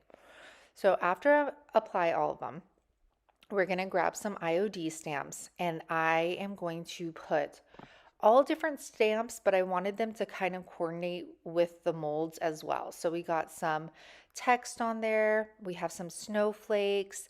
I'm not sure which ones are new, old, or retired. I am so sorry. And then we are going to keep on with that theme. I wanted you to be able to get something with every single view of these blocks. No matter how they were facing, there is something for your eye to look at. So after that, I'm going to take my DIY clear wax. And if you all have not tried these waxes, I am going to tell you right now, it is craft changing. Like, your mind will be blown how buttery soft they are and smooth, and how easy they are to work with. So clear wax first. Then I'm going to go in with this dark wax, and I'm going to make sure that I put majority of it on our molds. I'm going to take a microfiber cloth and I'm going to wipe that back. I will say the microfiber cloth is so much easier than using a paper towel, because the paper towel tends to get like stuck on the details sometimes and is a little bit more rough. The microfiber cloth was amazing. I'm going to do this to all the molds and the rest of the block as well, so that the look is cohesive with all of that dark wax. After I'm done, you know it would not be a Christmas video from Unicorn Dust Designs if I did not add this gold wax. Pick it up now. All the paint products are available on my website, unicorndustdesigns.com, because if you watched any of last year's videos, I like to put this stuff on everything Christmas related, okay? It's just my jam. So after I do that to all the molds, all the blocks, this is how they turned out. You guys, they're so absolutely beautiful.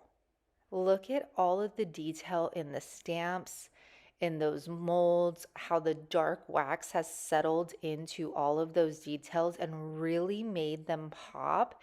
And you don't have to use these as a stack. You can take these blocks and put them separately in different spaces, which I think is really cool, and add them kind of as accessories to vignettes. These, among the other DIYs that I did in the last two videos, will be available on the website. I know some of you asked for the previous DIYs and I completely forgot to list them. So make sure you check the website. The link is in the description box for all of today's DIYs and the last two video DIYs. Now, this beautiful angel was in my booth for 2 years and she would not sell. She does kind of look 90s with like the red color. So let's update her so she fits more people's aesthetic. So we are going to take Salvation Solution, which is a wood stain blocker, and I am going to put that all over her. She has color, she's some kind of wood, and I didn't want to take the chance of tannins poking out through my white. After that, I'm going to take White Swan, which is our pure white, and I'm going to do a messy coat first, and then I'm going to go back in with a second coat, making sure to stipple, just because I don't know why brush strokes bother me. So if you're new to my channel, hi, my name's Sammy. Brush strokes bother me. So I like to stipple on. Now I'm going to take some of these new stamps, and there's like this piece of like filigree and it looks very like flowy and it was very minimal. So I'm going to take some gold paint and then I'm going to pounce that onto my stamp and then apply it to her dress. I'm going to go around her dress and I'm going to be doing this at different heights all the way around. Her dress just needed like some kind of detail to it. And look at how pretty that looks. Very whimsical. It's not too much. Now I'm going to take, after that paint dries, the DIY clear wax, put that all over her. Then, of course, my gold wax. And I'm going to start putting that on all the details on the base. And then I'm going to hit those very hard lines in her dress to almost create like a shadow effect so you could really see all of the details pop out. And I'm going to do this all over her dress and her hair. I'm leaving her face completely alone. It's absolutely gorgeous. And then I'm also going to hit those wire wings, which are detachable, and I'm going to hit that with some of that gold wax as well. And she turned out stunning. She looks gorgeous in this white and just the little bit of gold. I didn't go too much on like the dress. I just wanted to create kind of some shadowing, and then that little detail in her dress is beautiful.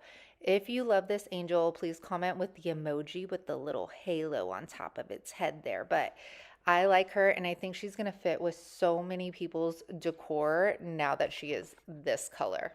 I'm going to get back into our molds once again. I got this planter at Savers for $2.49. I actually have a couple of them, so you might see that one pop up in a video again. I'm going to use cornstarch to put on my mold so that our air dry clay does not stick. And I'm also going to use one of the new molds for this piece. However, I'm not going to use the entire mold. You'll see what I'm talking about later. So I'm going to take my DOS air dry clay that is in my Amazon store link down in the description box. I really love this clay. It stays nice and wet, it doesn't dry out, and it's very easy to work with. I am just pulling all of the excess clay out of my mold, and then I'm going to turn it around and be super careful because these antlers are very delicate. And then I'm going to get that Titebond wood glue, a paintbrush, and I'm going to brush that on to all of the details on my reindeer. Now it's looking wonky, but don't worry, we're okay. I just take a paintbrush and I'm going to manipulate that clay mold. That is what is nice about these molds, is you can manipulate them however you want them to look. So I'm going to fix that. Then taking these, I'm cutting them down and I'm only using actually half of the mold that it was originally, if that makes sense. And now I'm going to take those molds, and again, I'm just manipulating it to look how I want it to look up against the reindeer. And I'm going to do that to both sides. So I'm going to do it on the alternating side as well. And then I'm going to let this dry for a little bit. After it dries up, I'm going to take aviary and we're going to paint this entire piece. Make sure to paint the bottom too. When you get to your molds, you want to make sure that you're a little bit more delicate. My molds are still wet, So they're still pliable. So I want to make sure that I'm not going too hard with my paintbrush to distort the details on it. Painting your molds while they are also wet will help with cracking. Now that that's done, I'm going to take a baby wipe, and I'm doing this because it has some crackle in it. The original planter was gold, so I just wanted a little bit of that to come back through because you guys know I love gold. Okay, now again, clear wax. You guys see my theme here. I like clear wax. And now we're going to take white wax. We're going to focus a lot of that white wax on top of our molds because that is where I want it to stick the most. And then I'm going to take that paintbrush and I'm going to stipple that white wax on throughout the entire planter because I want everything to be cohesive. I'm going to take a paper towel and wipe it back, and you can see that crackle come through. It is absolutely gorgeous. I'm going to wad up that paper towel, and then I'm going to get in between the details. So you can see how I get like a little piece, and then I'm able to buff it out in between the molds. And of course, I'm taking gold, but I'm only going to put it on the little scrolly parts over on the side. And then I'm going to pop a Christmas tree in there and we are done. Now, on the camera, you can't see all the details on the reindeer's face, but in person, you could really see the eyes, the nose, and all that. But I love this. And I think it looks so good. And you could use it for so many other things in a Christmas tree, but I thought it was gorgeous. Let me know if you guys want more Christmas in July videos by commenting with a Christmas tree. I appreciate you. Start off using this salvage piece of wood. It's already on wheels. It's awesome. This was in my last Thrifted Thursday. If you did not watch it, definitely take a look. I'll link it up above. So it took me like an hour to get that dang string off. But after I was done, I cleaned the entire thing up, and then I decided to go ahead and take Big Top and clear the entire piece of wood. It was really old, it was dirty and gritty, so I cleaned it off the most I could, but I didn't want to like sand or anything because I wanted to keep, it looked like there was a yellowish kind of paint on there at one time, and I didn't want to ruin any of that, but I didn't want to take the chance of my transfers not adhering to the wood. So that is why I decided to take the Big Top and go ahead and clear it. So after this, we are going to grab our IOD transfers, and this one, they're called Painterly, I think. Tons. If you're a beginner with transfers, this one is going to be perfect. Has so many pieces on it. So I'm going to start off by taking the pieces of lavender, and I was able to basically use 2 pieces out of 1 stem on this, and I'm going to use the lavender, as almost like a backdrop for the sunflowers.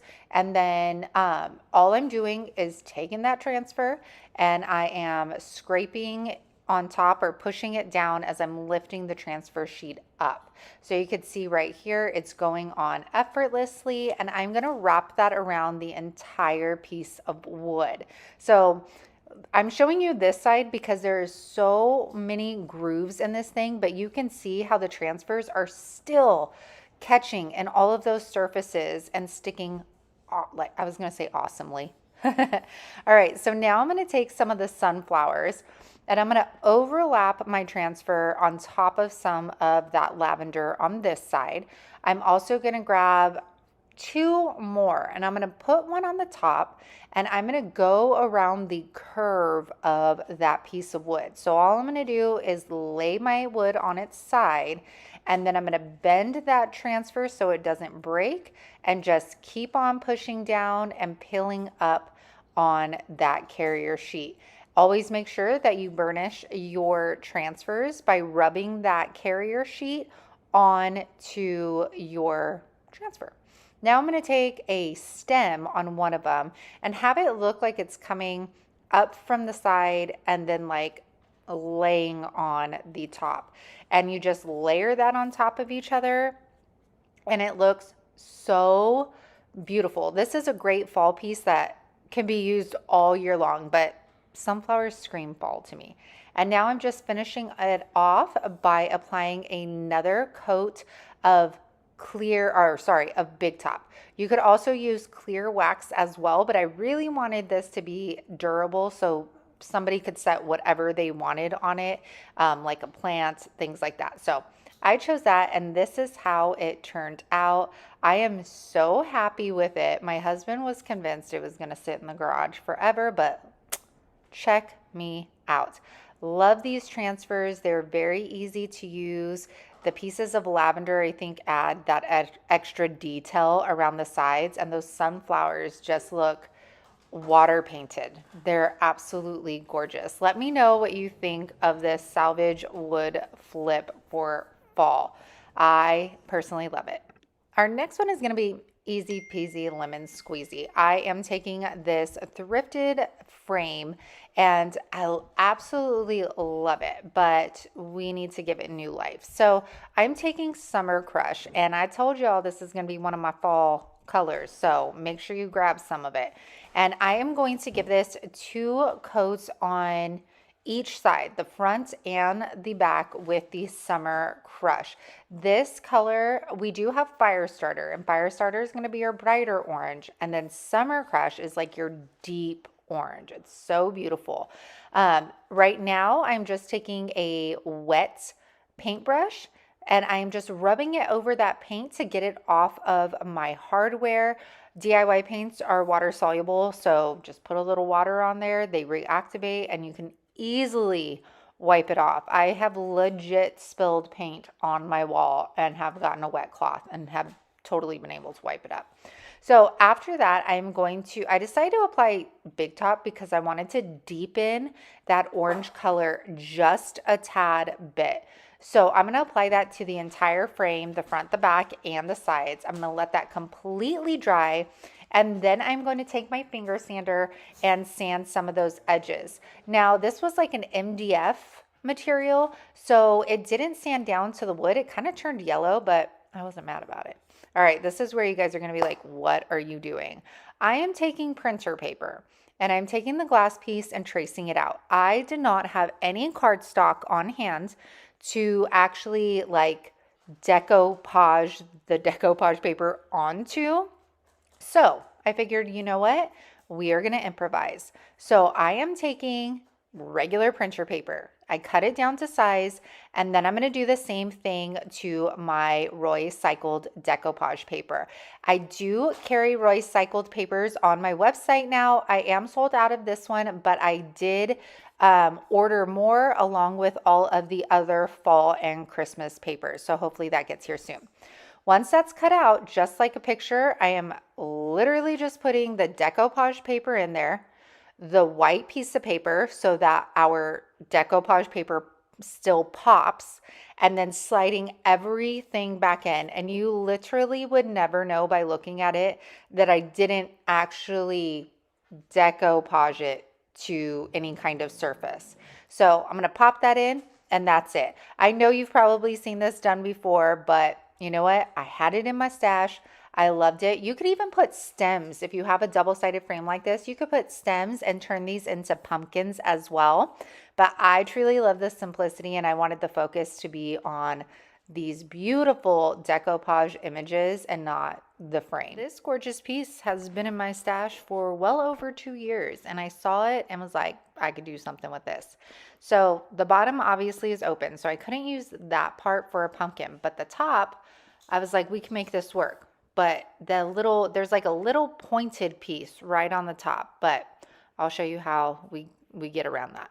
So I am taking Cherry Picked, which is this deep, rich, beautiful, dark purple, maroonish color. I don't know. It's fabulous though. I fell in love with it after one of my videos. I am going to paint the entire thing. I'm going to do a messy coat to start off, covering the entire piece, getting into all those nooks and crannies.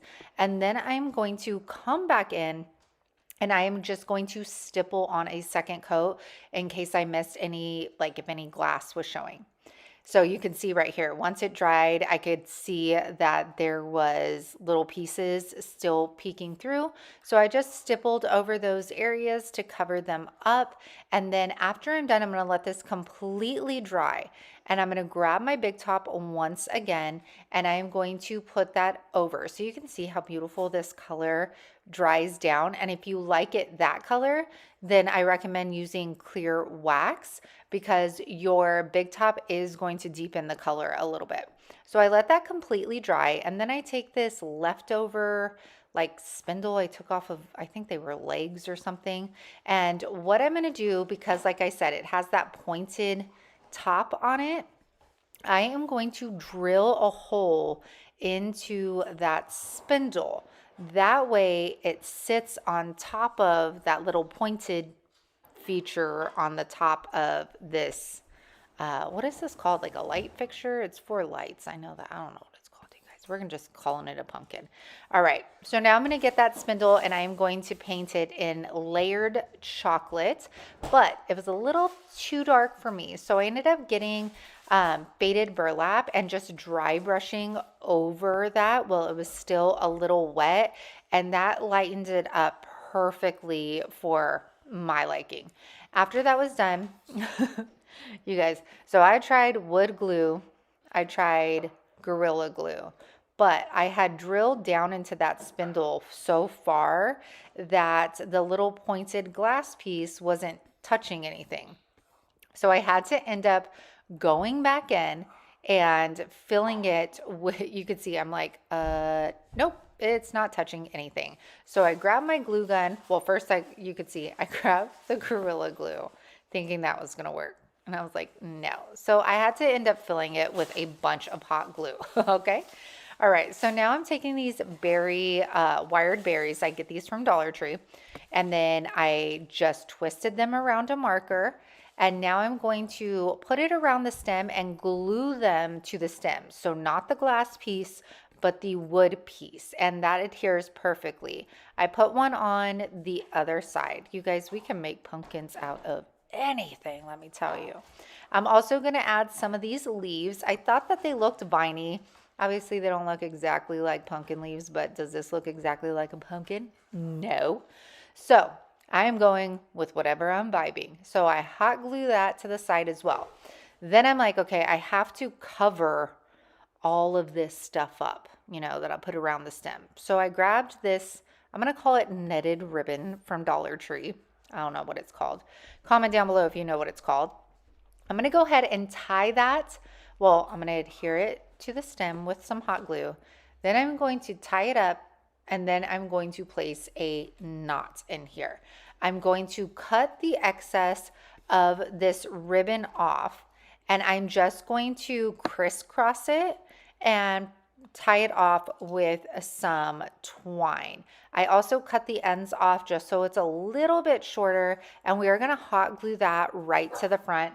And this ensures that like all of that, the twine, not the twine, you guys, the beaded garland and all the stuff I put around is nice and covered. And I personally love how it turned out. It's different. And like I said, literally during fall, I think we all know we can find anything to turn into pumpkins. And this was a great way of taking an old piece in my stash and turning it into new fall home decor. I hope we're going to start off with this random 4x4 piece and a finial that I actually got at the thrift store. I am going to mark off the center of my 4x4. I'm going to take my drill over here and just a little hack, line it up with your screw, put some painter's tape on the drill itself. That way you know how far in to go into your wood. After I'm done drilling a hole, I'm going to go ahead and take some Gorilla Glue just for an added security because I kind of drilled that hole just a little too big. So I screwed that on in. Then I'm going to take my new favorite black velvet and we are going to paint that all over the base, and I'm also going to paint over that finial as well. I'm going to grab the Roadside Halloween Masterboard decoupage paper. I did sell out of this, but I did order more. So hopefully I get it in before you guys are done crafting for Halloween. All I'm doing is getting a wet paintbrush and I'm going around the image that I want. This is going to give me almost kind of like a frayed, torn look versus getting scissors and have very like clean, rigid, is that the right word, lines. So you could see I was just pulling away from the paper, and then I'm going to take my little block piece and I'm going to grab my DIY liquid patina. As usual, I'm going to start on the back, and then with whatever I have left on my paintbrush, I go over the top of the decoupage paper. And I really have to say, you guys, liquid patina has become my favorite decoupage medium for sure. So I'm going to follow that all the way up to the top. And I'm going to even get that top piece and push it on down because I didn't want the top to be blank. I continue on with all four sides. Two of them I did mushrooms, and then the other two alternating sides I did completely different images from that one piece of decoupage paper. Then I got the scraps and I kind of tore those up, and I'm going to put those on this top part, making sure that I kind of connect it to the decoupage paper that's on the front of it. You'll see it come together in the end. So once I'm done with that, I am going to just clear the entire piece with the liquid patina. Once that is completely dry, I'm going to take one of my crows. I'm going to carefully take its legs off, and I am going to figure out where I need to poke my hole. And I just started with a hole, then I got this bigger piece, and I'm just going to stick that right on top of the finial. Luckily for me, that fits so good. I didn't want to glue it so that I could easily take it off and store it for next year. Lastly, I'm going to take, I think it was called Floral Moss from Dollar Tree. And at first I thought I was going to despise this stuff. It is messy, but the coloring on it is gorgeous. It's like a brown, green, has some yellow in it. Very, very fitting for the Halloween season. So I'm going to put that on random spots on the finial, on the 4x4, going down the sides, and that completes this first DIY. I love this 4x4. Was an absolutely random piece I found outside. The finial is from the thrift store, and then my crow I got I got a ridiculous size pack on Amazon, but I love how it turns out. I'm going to go ahead and kind of turn this for you so you could see all of the little angles of it. I cannot wait to finally get all of this stuff in my bookshelf because this recycled decoupage paper has completely like inspired me for the Halloween season. Look at that. That was definitely my favorite. All right. Now I'm going to take this frame that everything I thrifted, and I'm going to take Marquee. Now Marquee is going to be your true red from the DIY line. Carnival red is going to have a pink undertone. So keep that in mind when shopping for the paints. I'm going to completely cover all of this frame. I'm going to do 2 coats, and keep in mind y'all, all my paint products you could get on unicorndustdesigns.com, and that link is in the description box. Once I am finished with that, I'm going to take DIY's clear wax and I'm going to coat the entire frame with it. Look at how beautiful that red is. It is the most perfect Christmas red. Now I'm going to take black wax, and I'm going to take my little stencil brush I always use, and I'm going to stipple that black wax onto the entire frame. I'm also going to stipple it on the smooth surfaces as well. I don't want it streaky. That's why I like to stipple the wax on versus brush it on. I'm going to wipe it back with a paper towel, and you can see how it wipes back, and it's going to settle into all of the beautiful details that that frame provides us.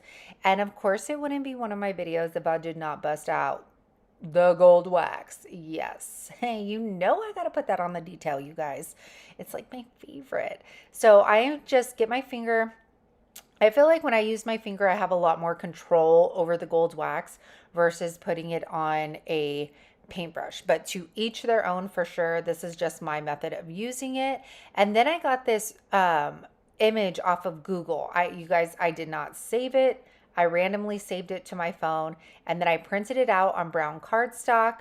I'm going to put that in. I need to put a piece of cardboard back there though. And this, look at this, you guys. Halloween does not have to be scary or gory. It could be elegant. It could be beautiful. It all depends on how you style it and what you choose to use for your decor. I think this is gorgeous, and so is the image as well. This next DIY is going to be so easy, you guys. This is one of those black, like ceramic ball things from Dollar Tree. I've had it forever. I'm going to spritz some gold metallic spray paint on it. I'm not trying to get full coverage. We're just going to spritz that on there, let it completely dry. Then I come back in with the, I think it's called the looking glass. Is this looking glass? Nope, a mirror effect. And I thought it was going to give me a mirror effect. I've used it quite a few times on windows and it works great. However, it did not give me that same effect on this surface. So, but it did give me some kind of reflection. So that was okay. So this is how it looks after. So you can see it's shiny. It kind of reflects, you know, it's not bad. I'm going to like scrunch up a paper towel. I put 90 proof alcohol on it and I'm just going to start dabbing it onto my ball. And this is going to take some of the layers of paint off. So you'll see a little bit of the gold, you'll see a little bit of that original black, and I'm going to do that all the way around. Do you guys know what we're going for here on this DIY? Come on. You guys have to guess. Comment down below if you know what it is. Okay, so I'm going to continue that as much as I want that distressed look to be. And then after that, here's just like a kind of a close-up how you can see it starting to take away those layers. I'm going to grab this base. It is to a vintage or antique coffee pot. I actually have the glass coffee pot as well, but we're going to use it for this. So I'm going to put in these wood pieces, and this is going to help elevate that ball for us. You could also use a smaller base, which I did not have, so I'm making it work for me. I'm going to put my bowl on top, and then I'm going to grab some Spanish moss and I'm going to push that into the sides. I'm also going to take some little pieces of greenery and I'm going to put those in there as well. This helped fill that negative space and it just gave it a little bit more detail, I guess you can say. And after I do that all the way around, I have myself a beautiful magic ball. Is that what it's called? Magic ball? No, it's not a magic ball. You guys, brain fart. What is it called? Yeah, magic ball. No, it's not called a magic ball. You guys are picking up what I'm putting down. I know you are. A glass ball, magic ball. Nope, I'm drawing a blank. You guys know what it is, right? Okay, so if you guys have not seen this trend all over TikTok, it is the painting ghosts on a portrait or illustration. So my friend Rhonda at The Distressed Princess suggested I start with a Dollar Tree canvas. So that is what we're doing. I'm taking white acrylic paint and I'm literally painting a blob. There is no, you don't need any kind of art class for this ghost painting, okay? So I started with some white and then I mixed some black and gray together, black and white together to get some gray. I'm going to create some shadowing and then I just keep layering it. So like I go in with the gray, layer it with the white, and then I'm going to put some little black eyes on there. I will say I got better the more ghosts I started doing because this one definitely doesn't look as detailed as the other ones you'll see. And then right over here on these little ridges of the grassy area, I'm going to take some black acrylic paint. Sorry, I keep moving the canvas, so it was hard to put it in one place. I'm going to do some little tombstones. And I was getting so mad at myself because of the brush I was using, they kept going pointed on the top, and I didn't want that. And I'm going to do another one on the little ridge right on the top. And then I create just some shadows by putting a line underneath them and to the side of them. Now we're going to move on to the left side of our canvas. We definitely need a ghost in that top window. So again, half a blob. I'm sorry, it's kind of hard to like see what I'm doing with my hand over it. I'll have to work on that. But a blob, here you go. Now you can see it. And I am going to continue just like I did last time with the layering. So here's another one. I'm going to put that to the side of the barn, fill it in, and now I'm going to take that gray once again, and you only want to put the gray, you want to focus it on the left side. Y'all, I tell you all the time, I am no Bob Ross. I see these things, I want to try them. I'm not scared to try new things. I'm messing up in front of you guys. So just take my lessons with a grain of salt. So again, just shadowing that, you can see how I'm keeping it to the left side of those ghosts. And then I grabbed a marker this time instead of the paintbrush to do the eyes. If you have a fine tip Sharpie, that's going to be even better because it's going to be a lot smoother. So I'm going to put the eyes on with this marker this time. And we need to add some bats as well. So I'm going to take that same marker, and you guys, it is like drawing eagles, but instead you're going to add downward little points on to their wings, okay? I promise you, it's not hard at all. Just don't overthink and let it happen. Now we got to turn the canvas into fall. So I took some orange paint and I am literally just painting like 2 circles next to each other to form a pumpkin. And I play around with like just mixing different oranges together to darken it up. I even put like a bigger one on the side of one of those pumpkins. And of course we have to add a stem after. So after I, here, right, just want to have you watch me do the pumpkins one more time. We're going to put a stem on these. Now, I used acrylic paints just because everybody else was using acrylic paints, but you don't have to. Now I'm going to turn those green trees in the background into fall leaves, trees. So I am just taking some different oranges, and you guys, follow the canvas or whatever you're painting on. Like I am just putting the orange where the lighter green is. Then the darker green. Then I come in with some yellow paint and I put that where the light green was on this. So I'm kind of just following what's already there, just with a different color. And this is how our ghost portrait turned out. Let me comment with a little ghost if you want to try one of these. This would make such a fun family like ghost painting party or girlfriend, or if you have, a crafting group. This is going to be so much fun and I love how it turned out. I want to do more. Now this one, I'm going to paint these tins. Don't yell at me. I had them for sale and nobody bought them. So time to upcycle. I'm going to paint these in flat black by Rust-Oleum. Totally thought this was going to go in a different direction, but I changed my mind because I saw this decoupage paper. So this is Vintage Ads. I do have this one in stock, and I'm just trying to figure out what part of the image I'm going to want on the tin.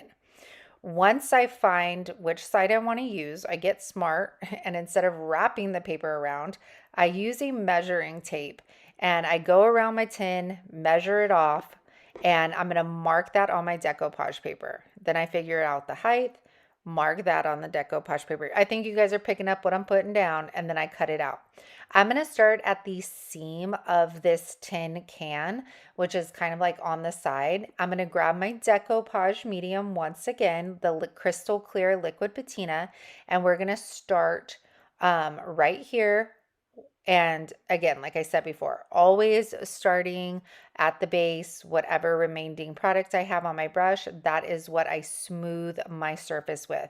And y'all, seriously, I am not a pro at decoupage paper and I won't pretend to be, but I will say this liquid patina makes it so much easier. I've used Mod Podge and Mod Podge is great for so many things, but I always had issues trying to decoupage with Mod Podge because it's so thick. Liquid patina has like a very thin consistency, which I feel like helps with less wrinkles and less bubbles. Now the top still showed a little bit of the blue and I couldn't stand it. So I grabbed some little black dress and I'm just going to paint that so you can't see the blue anymore. You guys know I couldn't leave it like that. And somebody open it up and be like, why is it blue there? So I go all the way around with that. And then I do clear the entire thing with more liquid patina. Now I'm going to take one of these little faces that I got off of Cricut and I'm going to put that on the front of my can. Now, it didn't want to stick very well. So what I'm going to do is grab my heat gun and I'm going to put that over my vinyl. This is going to reactivate that adhesive and it's going to ensure that it sticks properly to my surface. Now, once again, like we did in the beginning, I'm going to find my center point here on the top of my tin can. I'm going to take this little vintage knob, put some Gorilla Glue, and then I'm going to fill it with some hot glue right in the middle. That way I could get an immediate hold on this and I can continue to work. I'm going to set that aside and grab my raffia here. This brown raffia I think I got at Hobby Lobby. I just created a little bow and then I hot glued it to the little knob itself. Once I finished with that, I grabbed some cardstock and some leftover decoupage paper. I glued that to the top. Then taking my IOD stamps, I'm going to spell out boo. I'm going to lay the stamps out onto my tag first, get my little carrier sheet, which is a kitchen cutting board mat from Dollar Tree, and then put some black ink on there, and it's going to spell out boo for us. I'm going to take like a little pick thingy and poke a hole right in that corner, get some raffia, and then we're going to wrap that around our knob and tie it in a knot. This one will most likely be on my website because it does not fit my decor, but I just had to make it. But look at how cute that looks. Would it be like primitive? I'm not sure, but look at that decoupage paper. I love it. And it's different than just like the orange pumpkins, or orange jack-o'-lanterns. So I really love how this turned out. And you can really do it with any kind of decoupage paper or napkins. Now, you guys know I have a candle holder obsession, so we need to get through some of them. I recently thrifted these and the color on them was hideous. They're like red/orange/brown. So once again, we're going to take that black velvet, completely paint those with one coat. And then I am going to wet distress these. Now I said the color was ugly, but I just wanted a little bit of that kind of orangey-ish, that's a word, to peek through. Now I'm going to take some water and I'm going to take tarnished pearl, which has like a gray undertone to it. And I'm going to do kind of my drip droppy method, except I don't want drip drops. I'm just going to put this over the paint. And then with a paper towel, I'm going to dab the excess off. This is because the candle holder has so much texture on it. This liquidy paint is going to drop down into all that texture. So it's almost going to look or kind of give you the feel of white wax, except to me, it makes it look a little bit more weathered and authentic when doing so this way. So I continue to do that on both candle holders. And then you can see DIY paints dry down darker when they're dry. Well, duh, I just said when they're dry. I'm a mess, you guys. It's like 9 o'clock and I'm ready for bed.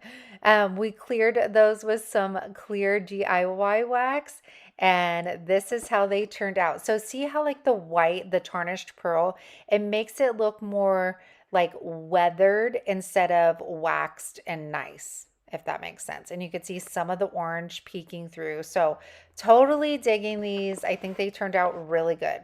Our last one's going to be an easy one, you guys. We don't have to paint everything. Sometimes you just need to clean them up.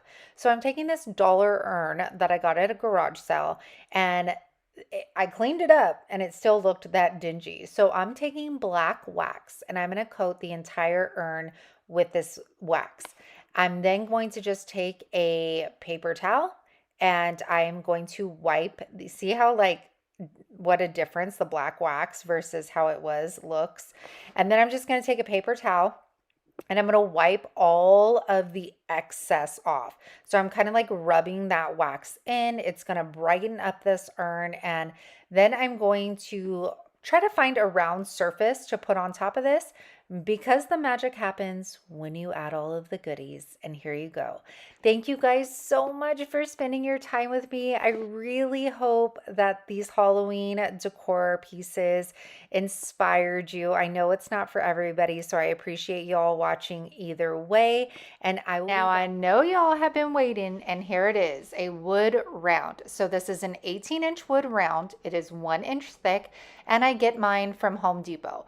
I already sanded it with an 80 grit and then 220 grit sandpaper, cleaned it off, and now I'm using a microfiber cloth and Early American Stain by Varathane, and I'm going to do the front, the sides, and the back. Then I'm going to stick it out in the sunshine so that it dries super fast for me. I'm going to take the design that I created on my Cricut. This SVG file is available on my website, and it has already been posted for the membership group, along with, I think, 3 other Halloween wood round SVG files.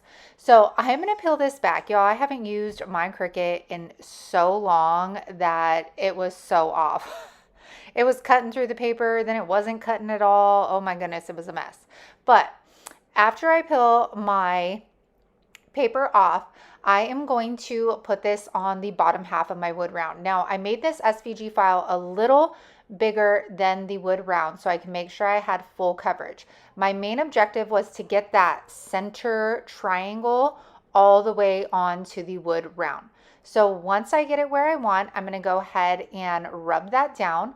I am using stencil vinyl from Oracle, and then this is Vinyl Ease transfer tape. Everything I use on my wood rounds is available on my Amazon store link located in my description box. So once we peel that back, I'm going to tape the top off with some painter's tape because I want to paint the bottom half. I do not want to paint our top half. Then I'm going to mix a custom color. I am going to mix Summer Crush with Faded Burlap. Y'all, I need to bottle this stuff. If Debbie ain't going to make it, I'm going to bottle this up for myself. So I need to get some jars or something. This turned out to be the most beautiful terracotta color I've ever seen. So after mixing that, I'm going to put it on to my plate. Y'all know how I do. And if you're new, I have tons and tons of wood round videos. Sorry, I just smacked my mouth right there. All right, now I'm going to take my sponge roller and we are going to put 2 even coats of this paint color onto our wood round. After it is completely dried, that is when I do the side of my wood round. You guys, do you see how beautiful this color is? This is it dried down. It's Gorga. Okay, so now I take the stencil vinyl off of these sides and I'm just going to go back in with my sponge roller once again and I'm going to paint the sides. I do not paint the back. The back is stained and it's pretty. Now we are going to weed the rest of the wood round. The trick with this is you need a super sharp weeding tool. When I first started, I gouged the crap out of my wood because I was not using a sharp tool. I used the Cricut weeding tool and I love it. The Dollar Tree one is actually pretty darn good too.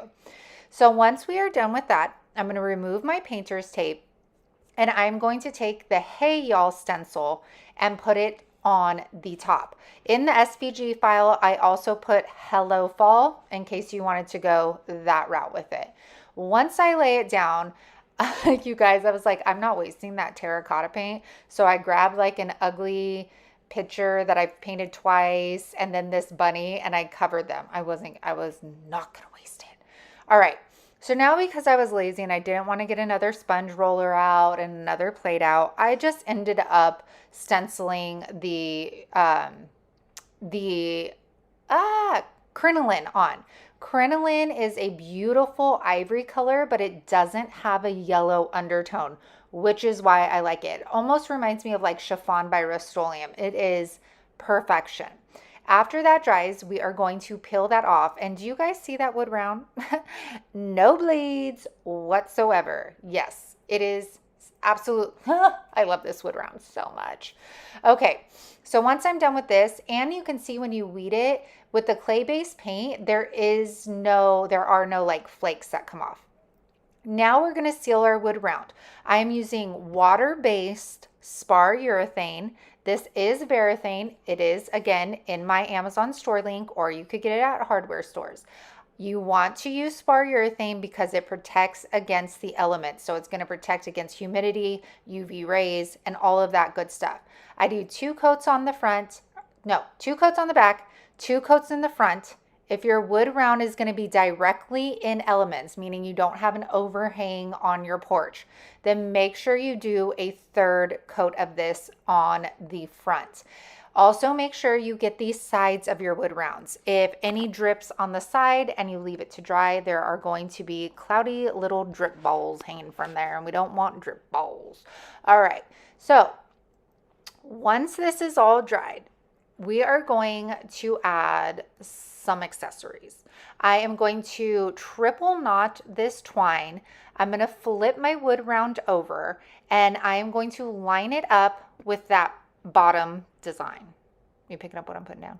Then I'm going to staple it. Now, I can say that you can pull the twine as hard as you can and wrap it around without hot gluing it, but if it's going to be in the elements, no matter how tight you pull that twine, it is going to eventually start sagging. So I decided to get my hot glue gun. This is the detailed one. And I put the littlest line of hot glue to keep this in place so that I don't have the chances of it sagging. I'm then going to hot glue the sides as well and bring that around the back and back to the front, always hot gluing my sides.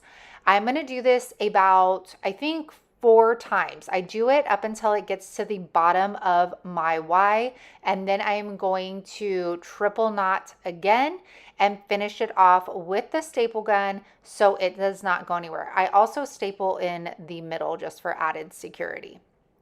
Once we've completed that, you're going to grab your D hooks. These hold up to 50 pounds. The screws come with it, and we are going to screw those in. I usually go 3 inches in, 3 inches down, about that. Now I just eyeball it, but that's what I use to measure. Once I am done with that, I am going to use the wired jute cord. You can most definitely use ribbon as well, but this has been my go-to for a while because I want the focus to be on the wood round, not the ribbon it's hanging from. And this has worked, so this is what I go with. And you just twist it on around and you're done. Now the fun part, accessorizing your wood round. I saw these pics at Hobby Lobby and I knew right away I wanted to make a wood round with them. I bent it up and then I'm going to pull some of those branches up and staple some of these smaller branches first. Then I am going to go ahead and staple the bigger part of this pick. Now, my staple gun, the staples itself were not long enough, so I had to hammer some of these in so that it would stick. I'm going to cut the remainder of that pick off towards the end. I'm using wire cutters. Now I'm going to get that second pick. I'm going to see where I want that placed, cut the extra off.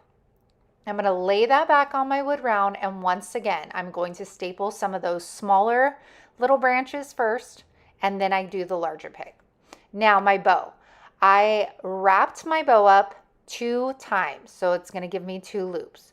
Then I'm going to cut some ribbon for a tail. That's what I'm doing right here.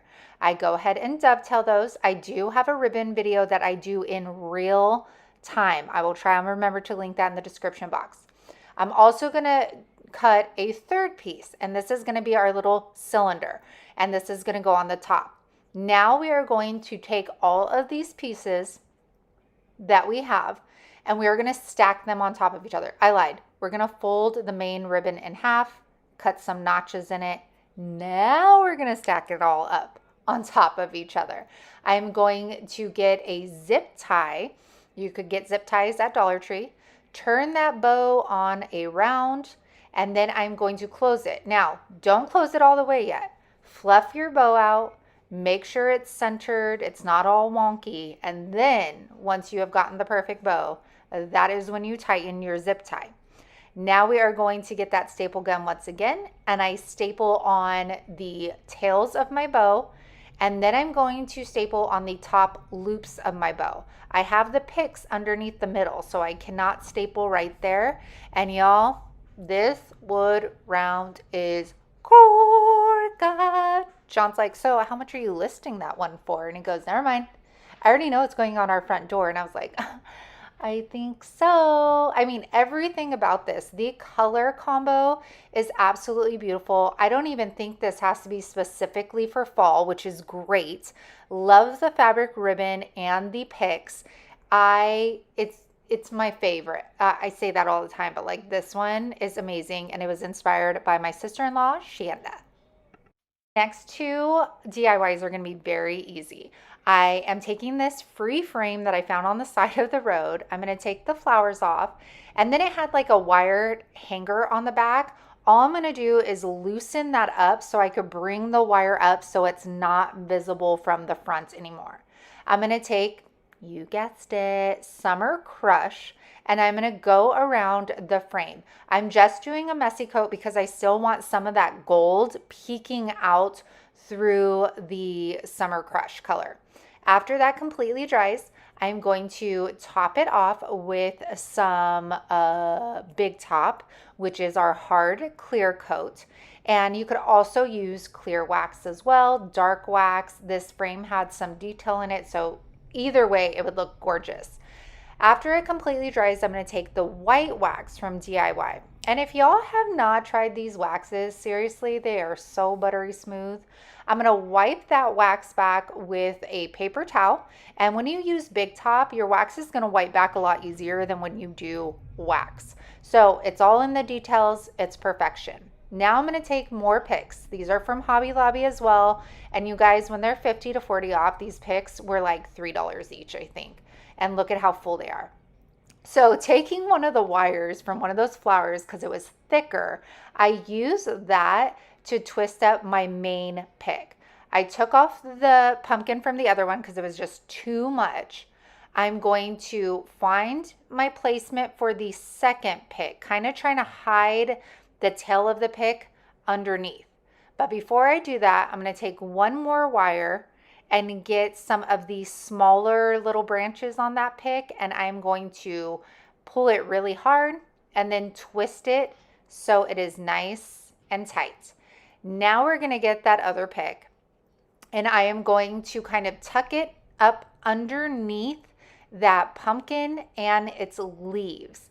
I'm going to take another one of those like thicker wires from those flowers, and I am going to also attach this one on. So the thicker wire I put like next to the thickest part of the pick, and then I get like that little like floral wire, and that's what I use to get the smaller branches as well.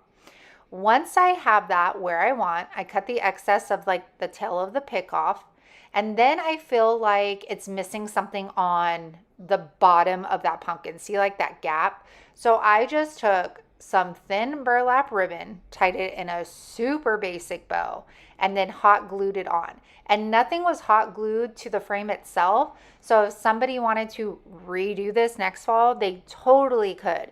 But I love how this turned out. For an absolutely free frame on the side of the road, $6 in Hobby Lobby picks.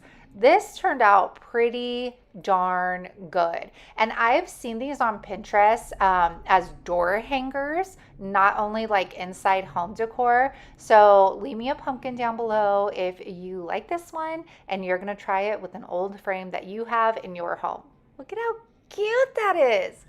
All right, let's take a Jello mold. So in order not to hurt the Jello mold, because I know somebody in the comments is going to scream at me, we are going to save it. So what I did was I took some green floral foam. I made it big enough to where I could push it in there without having to hot glue. Then I'm taking a stick that I found outside, pushing that down in there as well, and then putting some hot glue in there and sticking it back down. Now I'm going to take some Spanish moss, and again, I am just applying the hot glue to the floral foam, not the Jello mold itself. So I'm going to stick that down on there. And you guys, we're going to do quite a few of these for fall because I have so many that need to be upcycled. I'm going to grab these leaves from this Dollar Tree pick. The leaves on here totally remind me of pumpkins. So I am going to hot glue those. I'm going to put a little bit on the bottom and I'm going to stick that down into the Spanish moss. I think I put 2, 4, I don't know how many, but we're going to put more of those in there. Next, I'm going to grab that wired berry stuff from Dollar Tree in the green and white, and I twist it around some random thing, put some hot glue on the bottom, and I'm going to stick those down into that floral foam. I also do another one on the opposite side, and then I'm going to grab that, the wired twine as well, and I'm going to stick some of those in there. Now, of course, we need a bow. I couldn't leave the front empty. So I just cut a ribbon I had in half, tied a very basic bow, and I hot glued that to the front. These are DIYs, you guys, except the wood round, that you can finish in a day. And look at how gorgeous that is.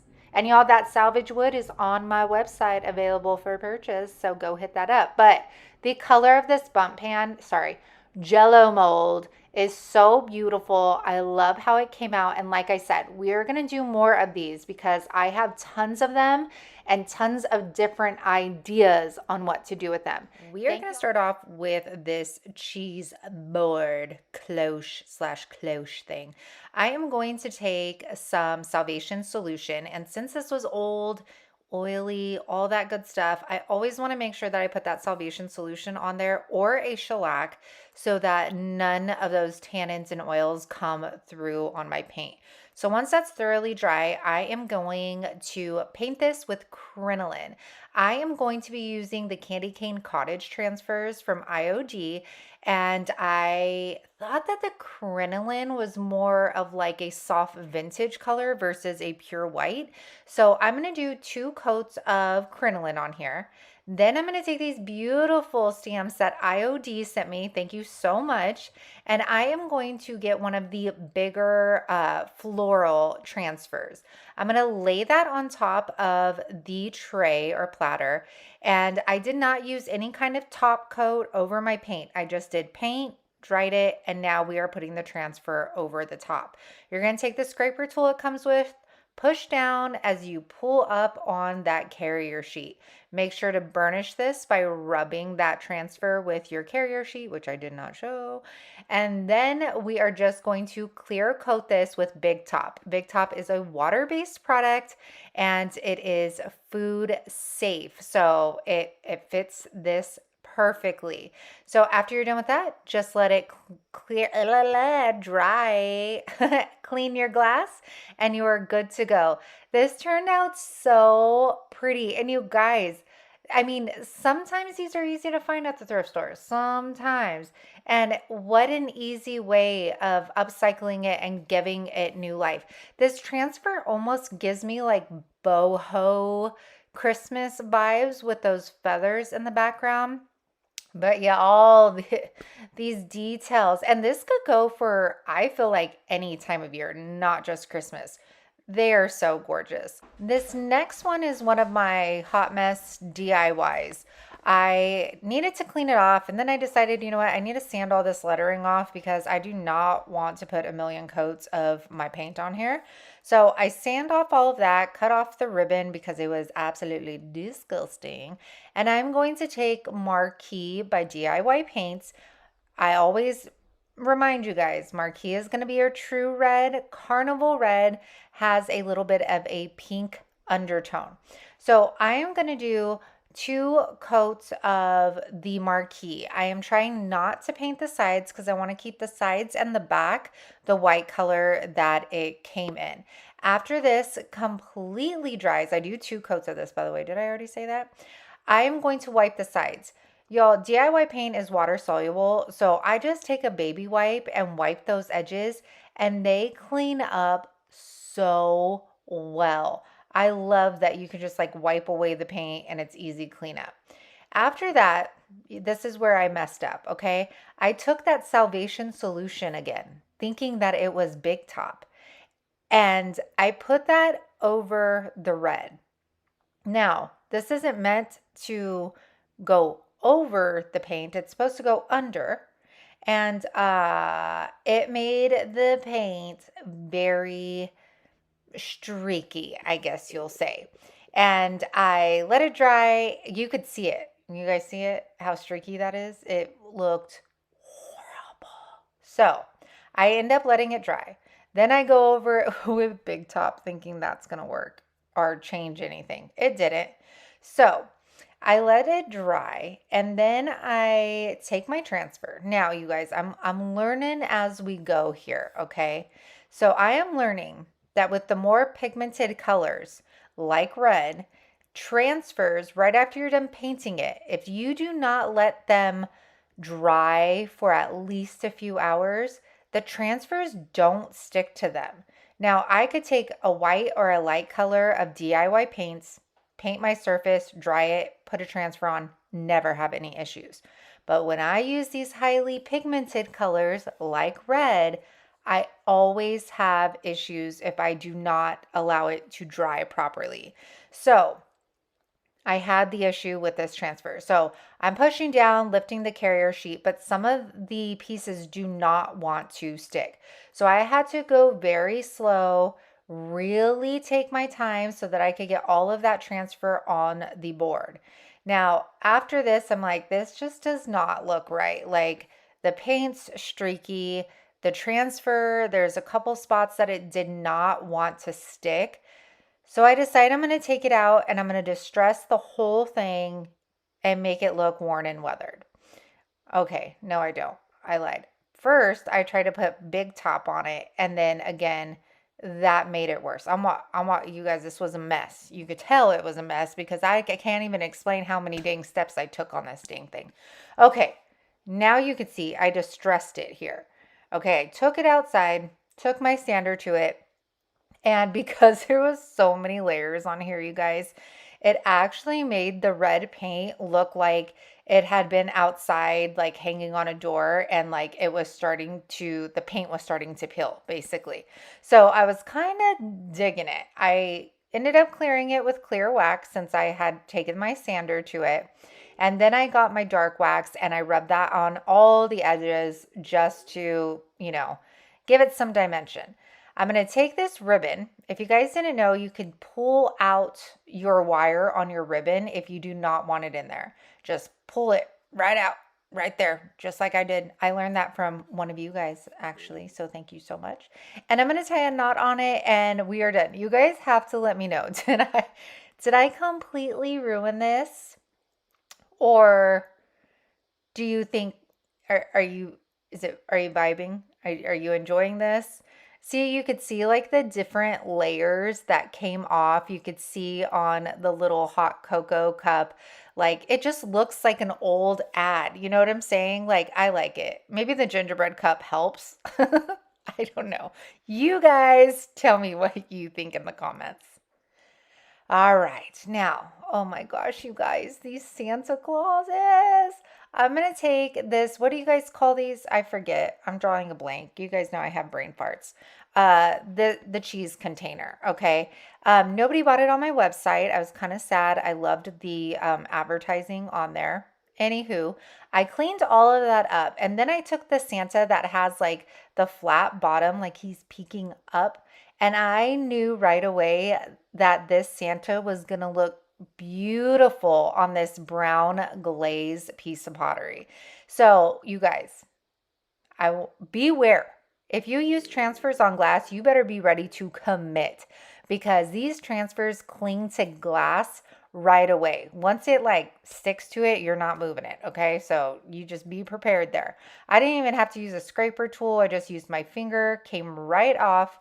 The little hat cracked just a tiny bit on the lip of the container. But other than that, it was gorga. All right. And I thought I was going to layer it up and, do all the fancy stuff, but I didn't end up having to do that. You guys, transfers, you can take the easiest of items and make them look high end, upscale, give them new life. You do not have to even leave your home. You could put them on mason jars, old candle containers. I mean, options are endless, my friends. And I just popped a Christmas tree in there, and look at how adorable this is. It was something that had been forgotten. I gave it new life. This Santa is so detailed and vintage and beautiful. I love him. I don't know if this is going to be on my website yet or not, or if I want to keep it. At least sounded creepy on that last DIY. I sounded like the little guy that says precious. You know what I'm saying? Okay, picking up what I'm putting down.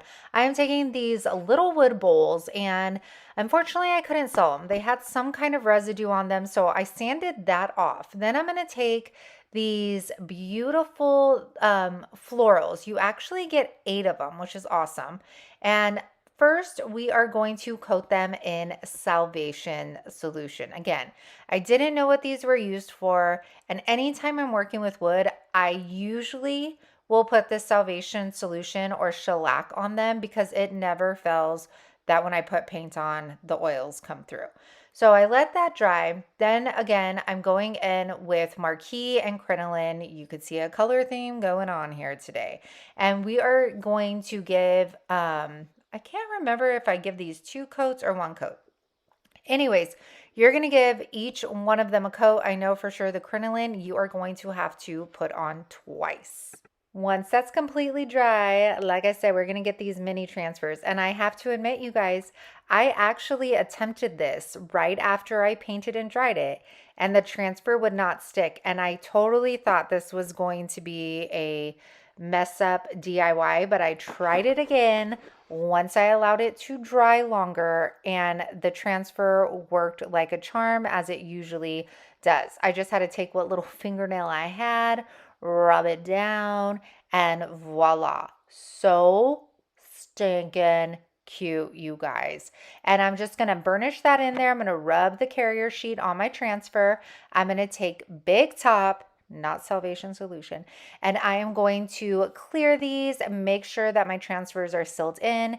And you always want to seal your paint because, again, it's water soluble. After that, we are completely done. And these little trinket bowls are the cutest.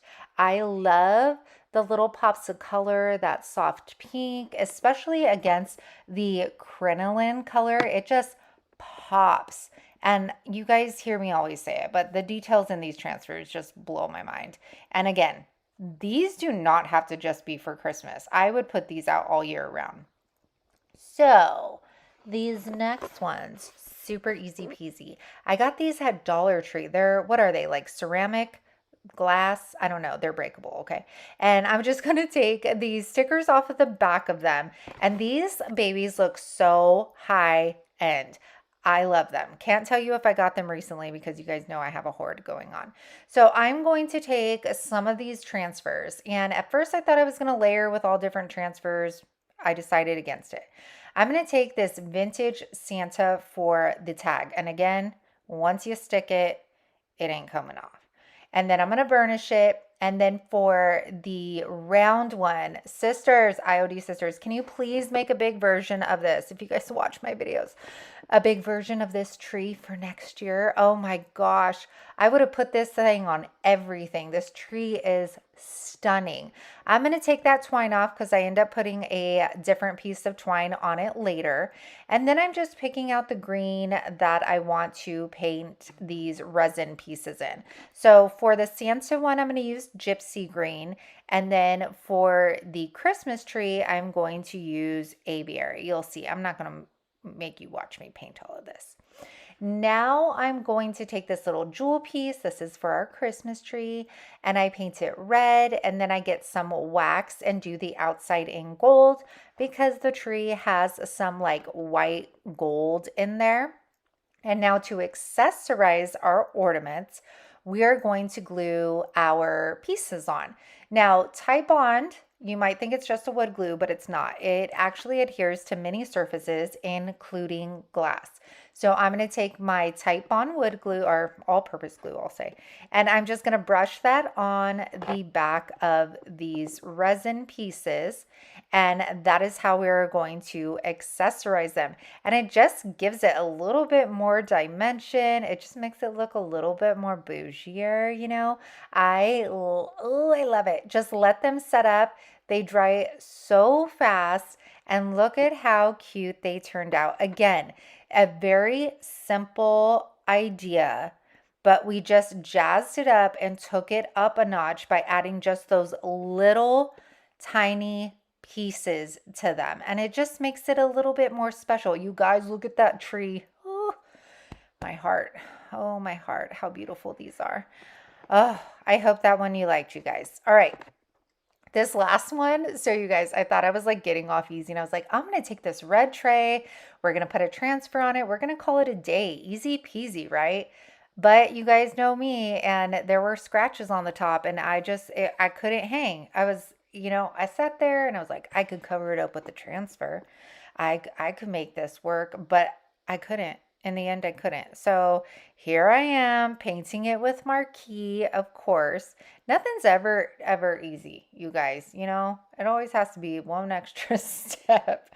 And then I'm going to take this vintage Christmas tree. It has vintage ornaments, presents.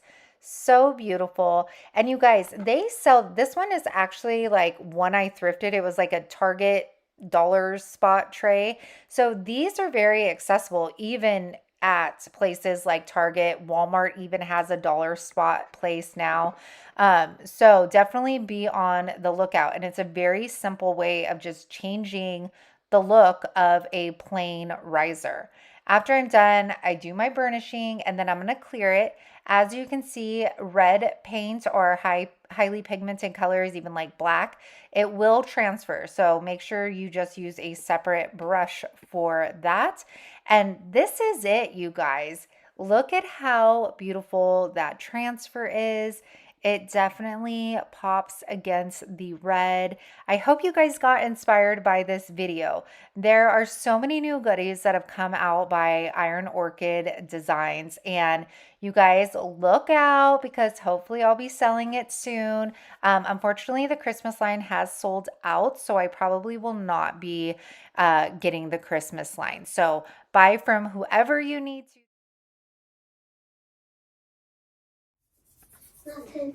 Nothing? You can sit, honey, but you need to be quiet so I can record these, okay? So I'm not finished yet. Hey, Mom. What? After you're done with that, you know, like the drawings that I have of Pokemon? Okay. Can you put one after you're done with this? Yes, I can. I'll say what the video's about, all of that stuff. Have you been doing this for a while? I have. Oh. Do I want to say that it was Christmas though? They're Christmas dark lips? No, I don't have to. You don't have to. Only if you want. Okay. Look at me, you guys. I did my hair. When's the last time you saw this? Huh? When's the last time you saw this? I did it. Go. Ooh, that was winded. It was good. We're good. Thank you guys. You guys are going to literally drool. Seriously. They are awesome. I can't wait to do more and more. I'm envisioning like a lot of like Christmas tags, Christmas ornaments. Oh, there's so many. Okay, you guys, bye. Okay. Look at, it's that time. I've had it hanging up, waiting. I like them real thick and sprucey. Isn't that so fun? Because it's Christmas time and goodbye. That's right. La, la, la, la.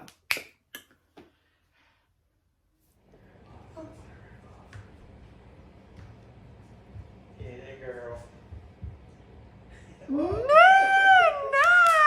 good job. Yeah. Let's do this.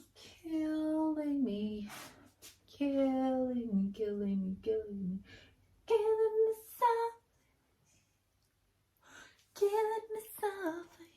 We won't. We don't want to get in trouble, right? Ooh, that was a mouthful. Hey. You guys, I don't know if I ever did an update on the IOD flannel. You know, which one? Well, my hair is covering it. How about that? This one that I made. I have washed it many a times and the ink is still there. So just remember to press it with some heat or like put it on high in the dryer for like 30 minutes and you're good to go. Okay, now we should probably get back into the intros.